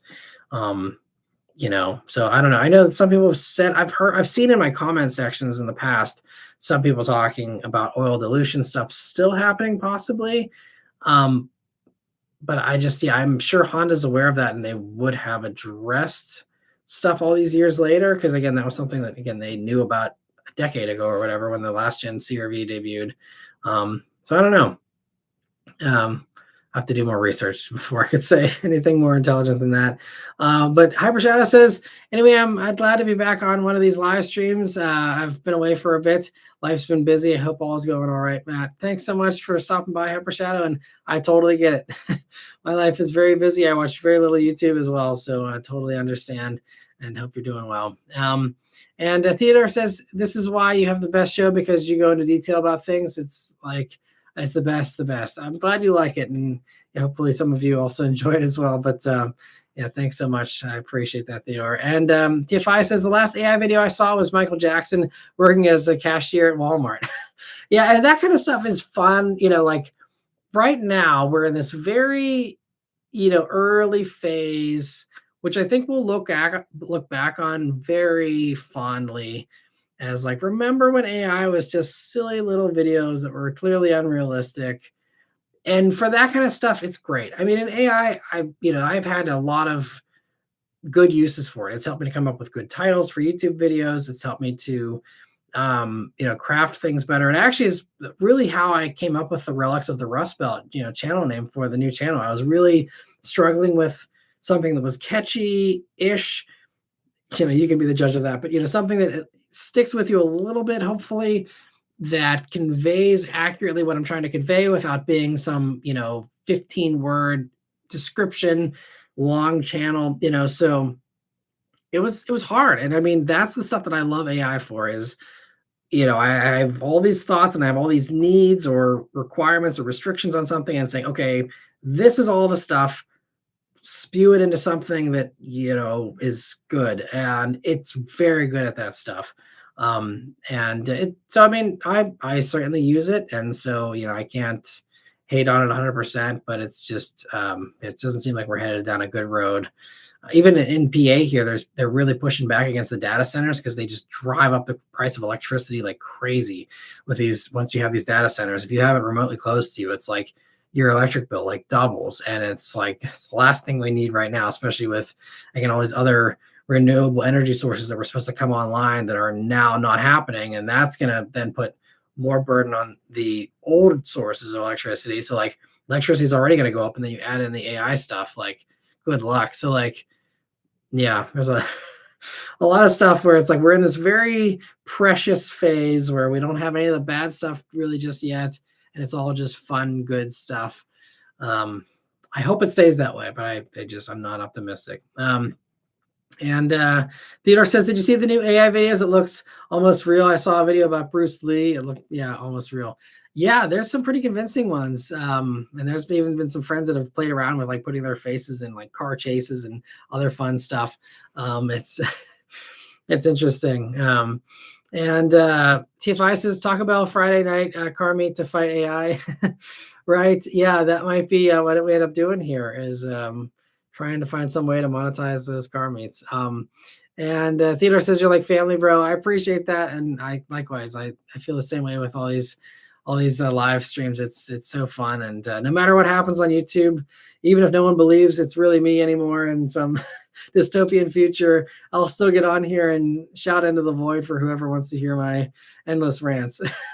And Hyper Shadow, thanks so much for the super chat here at the end here. He says, Matt, I respect your integrity and I feel your struggle. Personally, I think you're a genuinely good guy and I'm rooting for you regardless of the path you choose. Hope to chillax with you one day.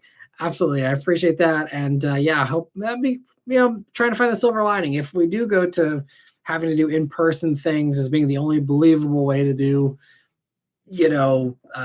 social media stuff anymore, then it'll be really cool to be able to do more meetups and meet some of you guys. Because I know it's been something, there's been many times before where I've been on a media drive and someone's like, oh, you should have told me you were in this city or whatever. And it's like, I wish I had time. It's like I'm always just like jam-packed with my agenda of like, here's all the things I need to do. And if I'm not on a manufacturer required, slot in the day, then it's like the little time I have, I gotta do the next social post or I gotta edit the next video or whatever. And so it's like my work-life balance is just so out of whack. So I hope maybe someday that gets better so I can have more of those beers with you guys and enjoy kind of the in-person stuff, which I think is so much, as much as these are fantastic. I think nothing beats in-person stuff still. It's so much better.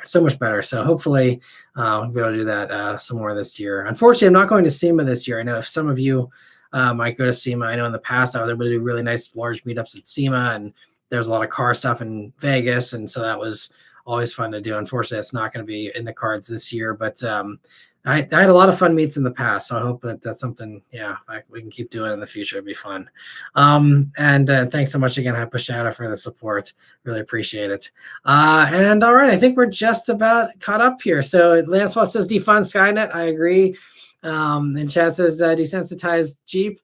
I don't get the, I don't know. Maybe that's another one of the AI videos I might have missed. I don't know. And TFI says, yeah, I keep my key fob in a Faraday cage so the signal can't be amplified close to the car. Yep, great idea.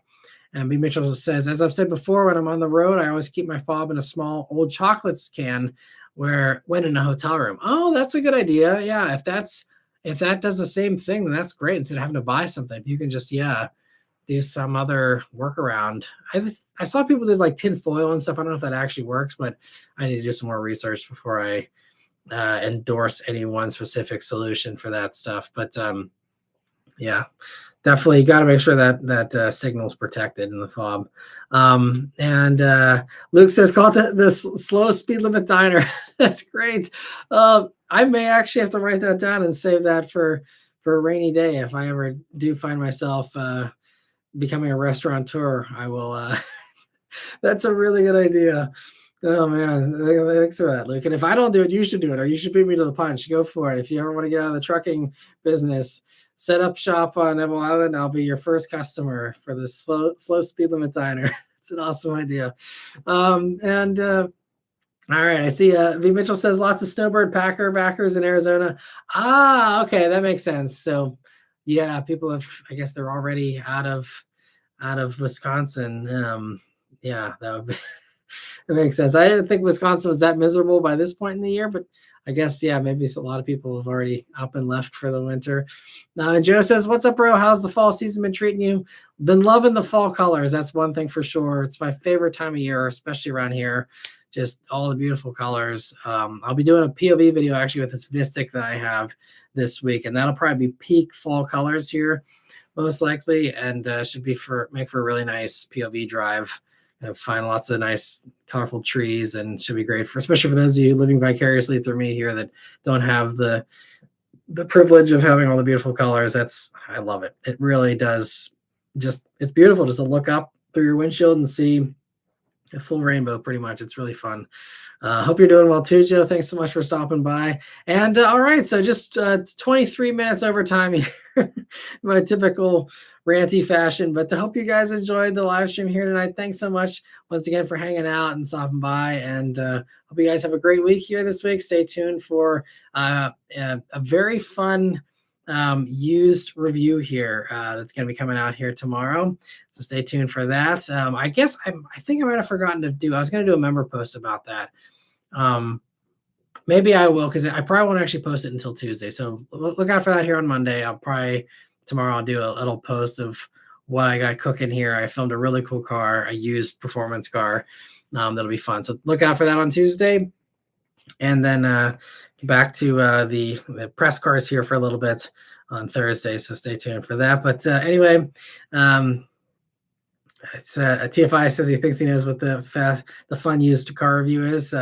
See if your guess is right here in a couple of days. I may actually get the video out tomorrow. We'll see how I do with my editing. But anyway, I see everyone says cheers. And yeah, so take care, everyone. Have a great week. I hope it's a safe, happy, healthy one. Enjoy the fall. And also, yeah, one last thing before I go. I will not be doing a live stream on Wednesday because my schedule is just not going to allow it this week. So I won't be doing one on Wednesday. So I wish you all a happy happy Halloween. Hope you have a great time, whether you're trick-or-treating with kids or you're just handing out candy and experiencing the fun that way. Hope you all have a great Halloween, and yeah, I'll see you guys in November for next Sunday's live. So thanks so much once again. Have a great week and take care.